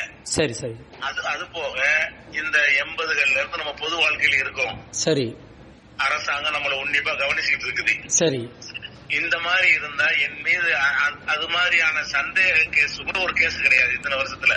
சரி, என் மீது எந்த ஒரு வழக்கும் அரசாங்கத்தினால எனக்கு எதிர்த்து அரசாங்கத்தை கடுமையா கண்டிச்சு நான் பேசிட்டு இருக்கிறேன். சரி, போராட்டம், பள்ளிவாச விஷயம் எல்லாத்துலயுமே CAA இதுல எல்லாம் தீவிரமாக சரி அரசனுடைய தவறுகள் நம்ம சுட்டி காட்டுறோம். சரி, அப்படி இருந்தும் கூட என் மீது இது மாதிரியான வழக்கு இது ஒரு வழக்கமே கிடையாது. சரி, இவ்வளவு காலம் இந்த போராட்டம் பண்ணும்போது வழக்கு போடுவாங்கல்ல, தான் சும்மா போட்டு பெட்டி கேஸ் மாதிரி உள்ளது. சரி, அதுதான் தவிர வேற இவன் உதவி செஞ்சான், பண உதவி செஞ்சான், போன்ல பேசினா, இவரை சந்திச்சான், அப்படி ஏதாவது இருக்கும்ல தீவிரவாதின்னு சொன்னா என்னுடைய போனுக்கு எல்லாமே வாட்ச் பண்ணப்படும். சரி, அப்படி இருக்கும் பொழுது நான் யாரையாவது பார்த்திருக்கணும், யாரையாவது உதவி செஞ்சிருக்கணும்னா அதெல்லாம் வச்சு என்னைய சில வழக்குகள் என் மீது போடலாம்.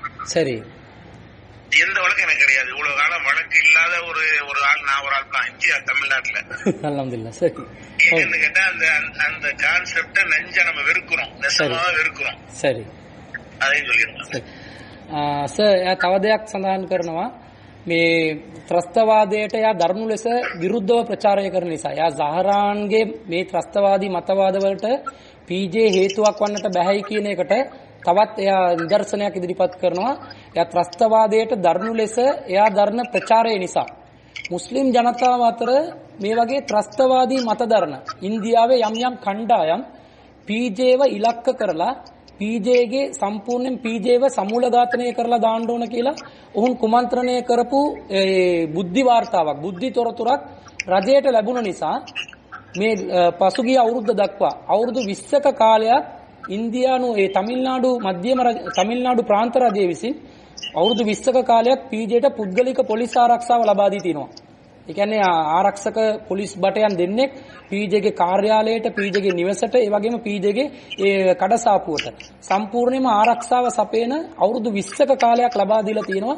ඒ අවුරුදු 20ක කාලයක්ම PJට ලබා දෙන්න හේතුවක් වෙලා තිබුණේ මුස්ලිම් ජනතාව අතර මේ සහරාන් වගේ ත්‍රස්තවාදී මතදරන යම් පිරිසක් විසින් PJව ඉලක්ක කරලා ඔහුව ඝාතනය කරන්න ඕන කියලා කුමන්ත්‍රණය කරපු බුද්ධි තොරතුරක් මත තමයි PJ ත්‍රස්තවාදයට සම්පූර්ණයෙන්ම විරුද්ධව මුස්ලිම් ජනතාව අතර ජිහාද් යන නමින් සිද්ධ වෙන යම් මේ වැරදි ප්‍රචණ්ඩකාරී ක්‍රියාවලට සම්පූර්ණයෙන්ම හෘද සාක්ෂියට එකඟව තරයේ තීව්‍ර ලෙස විරුද්ධ ප්‍රචාරයක් කරන නිසා ඒ කුමන්ත්‍රණයට පීජේ ගොදුරු වන්නට ඉඩ නොදී ආරක්ෂා කරන්න තමයි පීජේට අවුරුදු 20ක් පොලිස් PSO කියලා ඉන්දියාවේ කියනවලු. ඒ PSO ආරක්ෂාව ලබා දීලා තියෙන්නේ. ඊළඟට පීජේට තොරතුරක් ලැබුණලු දැනගන්නට ලැබුණලු ජහරාන් විසින් ඝාතනය කරනු ලැබූ යුතු පුද්ගලයන්ගේ ලයිස්තුවල පීජේවත් ඔහු සඳහන් කරලා තිබුණායි කියලා යම් තොරතුරක් දැනගන්නට ලැබුණලු. ඒ කියන්නේ ජහරානුත් පීජේව සම්පූර්ණයෙන්ම ප්‍රතික්ෂේප කරන මට්ටමක ඉඳලා තියෙනවායි කියන එක ඒ තුලුනුත් ඒ තොරතුර තුලිනුත් එයාට දැනගන්නට ලැබුණලු. ඊළඟ කාරණාව පීජේ එයාගේ සමස්ත පොඩ්ඩක් නතු අන්න நீங்க மூணாவது என்ன சொன்னீங்க වලක ඊළඟට එයා කියනවා පීජේගේ මේ අවුරුදු 40ක ප්‍රචාරය 1984 80 ගණන් ඒ කාලේ ඉඳලා මේ වෙනකන් සිද්ධ කරන තමිල්නාඩුවේ කරන ඒ තෞහිද් ප්‍රචාරය තුල කිසිම අවස්ථාවක ත්‍රස්තවාදයට අනුබල දීම හෝ මුදල් සම්ප්‍රේෂණය කිරීම හෝ නැත්නම් ත්‍රස්තවාදී මතවාදවලට පක්ෂව අදහස් ප්‍රකාශ කිරීම හෝ මෙවැනි කිසිදු පදනමක් මත එක නඩුවක්වත් පීජේට මේ වනතුරු ගොනු වෙලා නැහැ. පීජේව සම්පූර්ණයෙන්ම බුද්ධියංශ ඉන්දියාවේ තියෙන සියලු බුද්ධියංශ සියලු ආරක්ෂකංශ සම්පූර්ණ අවධානය පීජේ කෙරෙහි යොමු කරලා තියෙනවා. සම්පූර්ණයෙන්ම එයාගේ දුරකථන ඇමතුම් සියල්ලක්ම උහුන් පරීක්ෂාවට ලක් කරනවා කියන එක එයාට දන්නවා.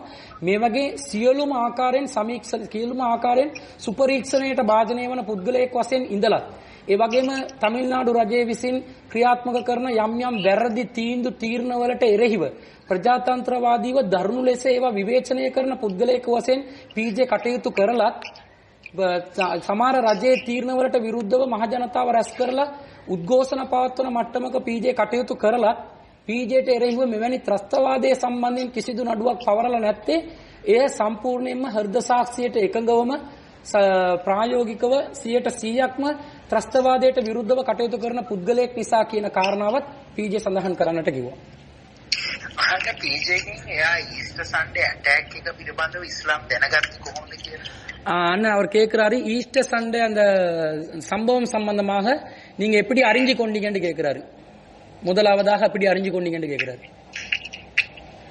உடனே இலங்கையில உள்ள சகோதரர்கள் போன் பண்ணி சொன்னாங்க, நீங்க நம்ம சிடிஜேல உள்ள சகோதரர்கள் தான் சரி இந்த மாதிரி ஜகரம் ஒரு வேலை பண்ணிட்டான் சரி நியூஸ் ஓடிக்கிட்டு இருக்கு பாருங்கன்னாங்க.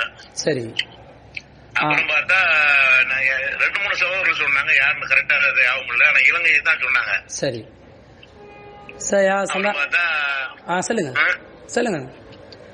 அப்புறமேல வந்து டிவி வாட்ச் பண்ணோம், பேஸ்புக் உள்ள செய்திகள் சேனல் எல்லாம் பார்க்கும் பொழுது சரி அது அந்த அன்னைக்கு எனக்கு தெரிஞ்சிச்சு. அன்னைக்கு சும்மாவுலே அது வியாழக்கிழமையா நடந்துச்சு, வெள்ளிக்கிழமையா ஞாயிற்றுக்கிழமை நடந்துச்சு.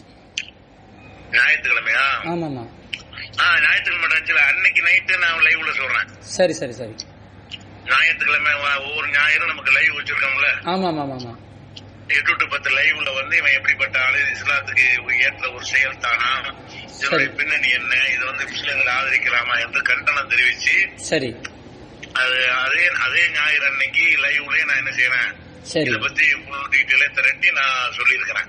சரி සර් එයා කියනවා ඒ ඊස්ටර් සන්ඩේ ඇටැක් එක සිද්ධ වුණ දවසේම එයාට ලංකාවෙන් අපේ CTJ වලට සම්බන්ධ යම් යම් අය විසින් කක් ගාලා කෝල් එකක් දීලා කිව්වලු සාරන් මේ වගේ වැරදි වැඩක් කරලා තියෙනවා, ඒ නිවුස් වල යනවා වහාම නිවුස් බලන්න කියලා පීජට දැනුවත් කරාලු.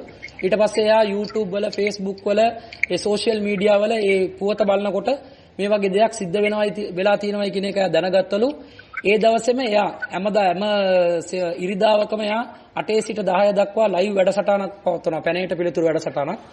ඒ පැනේට පිළිතුරු වැඩසටහනේම එයා මේක දරුණු ලෙස එලා දකලා මේ වැඩ ඉස්ලාම් වලට පටහැනි දෙයක් කියන එක මහ ජනතාවට පැහැදිලි කරාලු. ඒ කියන්නේ උදේ 8 ඉඳලා 10 වෙනකන් එයා රෑ 8 ඉඳලා 10 වෙනකන් ඒකේ කන්ඩෙම් කරා. කන්ඩෙම් කරාලු ඒ දවසේම. CTJ කවුද කතා කරලා කියන්නේ? එයාට ඒ කවුද කතා කරේ කියන එක එයාට හරියට මතකයක් නැහැලු. ඒ කියන්නේ මේ රුතුමාගේ සංවිධානය. ඔව් අපේ සිලොන් තවුයි ජමාත්. yes.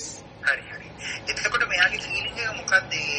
250ක් මරුණා, 500කට වැඩි තුවාල, මොකක්ද මෙයාගේ ෆීලිං එක? ඒක අපිට அண்ணா அவர் கேட்கிறாரு, இந்த 250 பேருக்கு மேல மௌத்தா போனாங்க, அதே மாதிரி 500க்கு மேல காயப்பட்டாங்க, அது சம்பந்தப்பட்ட உங்களுடைய உணர்வு என்னன்னு கேட்கிறாரு. உணர்வு வர்ணிக்க முடியாதுல. ஆமா ஆமா ஆமா பெரிய பெரிய கொடூரமான ஒரு செயல் தானே. ஆமா ஆமா ஆமா. என்ன கேள்வி விளங்கலையா? அது என்ன கேக்குறாருன்னா, அந்த 250 பேர் மௌத்தா போனாங்களே, அதை நீங்க எப்படி ஃபீல் பண்றீங்கன்னு கேக்குறாரு. அதை நீங்க ஏத்துக்கொள்றீங்களா இல்லையா, அது எந்த மாதிரி கண்டிக்கத்தக்கதுன்ற மாதிரி கேக்குறாரு. கடும் கண்டிக்கத்தக்கதுல கடும் கண்டனத்தை நம்ம அன்னைக்கு பதிவு பண்ணிட்டோம். சரி. அது போக ஒரு வழிபாட்டு தலத்தில் நடக்குது இது. சரி. பொதுவாக வழிபாட்டு தலங்கள் ஒரு வழிபாட்டு தலத்துல ஒருத்தன் செஞ்சா அந்த வழிபாட்டு தலத்தை இன்னொருத்தவங்க செய்வான். ஆமா. அந்த ஒரு இதுவும் இல்ல. சரி. போர்க்களத்துல கூட பெண்களை சிறுவர்களை கொல்லக்கூடாதுன்னு இருக்குது. சரி.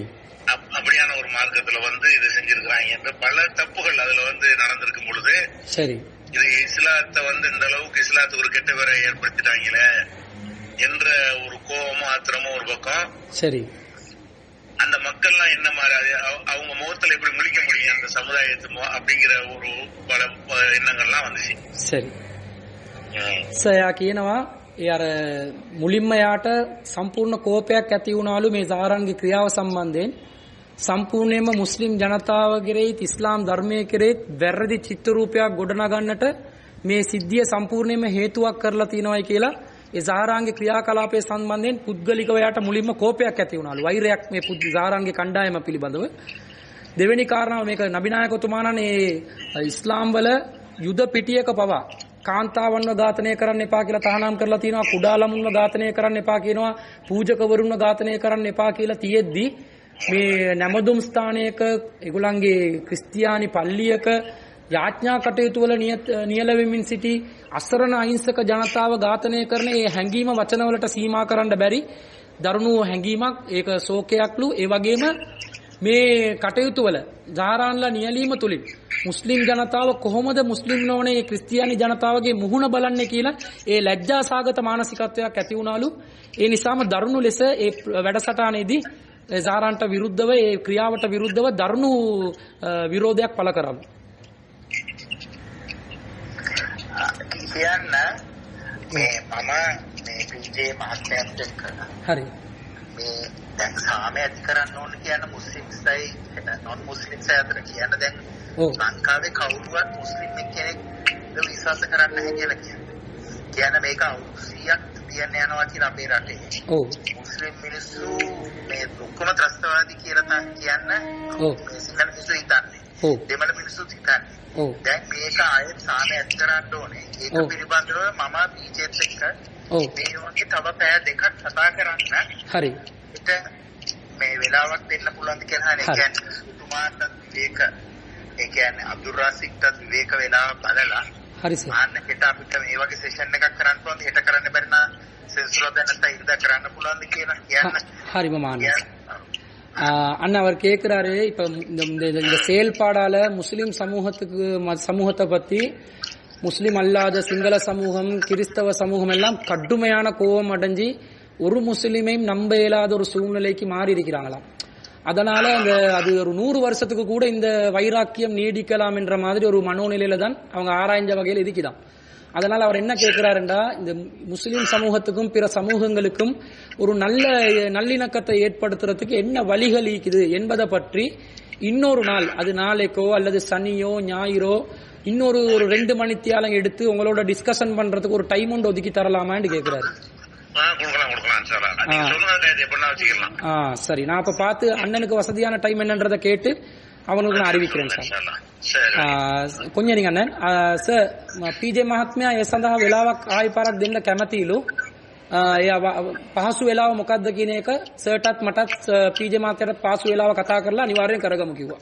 හරි. කියන්නේ එතුමා මේ බොහොම සත්‍ය විදියට කතා කරපු එක පිළිබඳව මම බොහොම ස්තුතිවන්ත වෙනවා. ஹரி சார். அண்ணன் அவர் சொல்றாரு, நீங்க உண்மையாளராகவே பேசினது சம்பந்தமாக உங்களுக்கு நிறைய நன்றி கடன் பட்டிருக்கிறாராம். ரொம்ப நன்றி.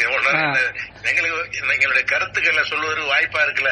ஆமா ஆமா ஆமா. அந்த வாய்ப்பை வழங்கி இருக்கிறீங்க. சரியான இடத்துல சொல்வதற்கு ஒரு வாய்ப்பு கிடைச்சிருக்கு. சரி, அதுக்கு நாங்க உங்களுக்கு நன்றியை தெரிவிச்சுக்கிறோம். சரி சார். පීජේ මහත්මයා කියනවා මේ පීජේ මහත්මයාගේ අදහස මතය මොකක්ද කියන එක ලංකාවේ හරිම තැනකට නිවැරදි ලෙස ඉදිරිපත් කරන්නට ඒ අවස්ථාව ලබා දීම ගැන සර්ලටත් පීජේ මහත්මයා ස්තුතිය පුද කරනවලු.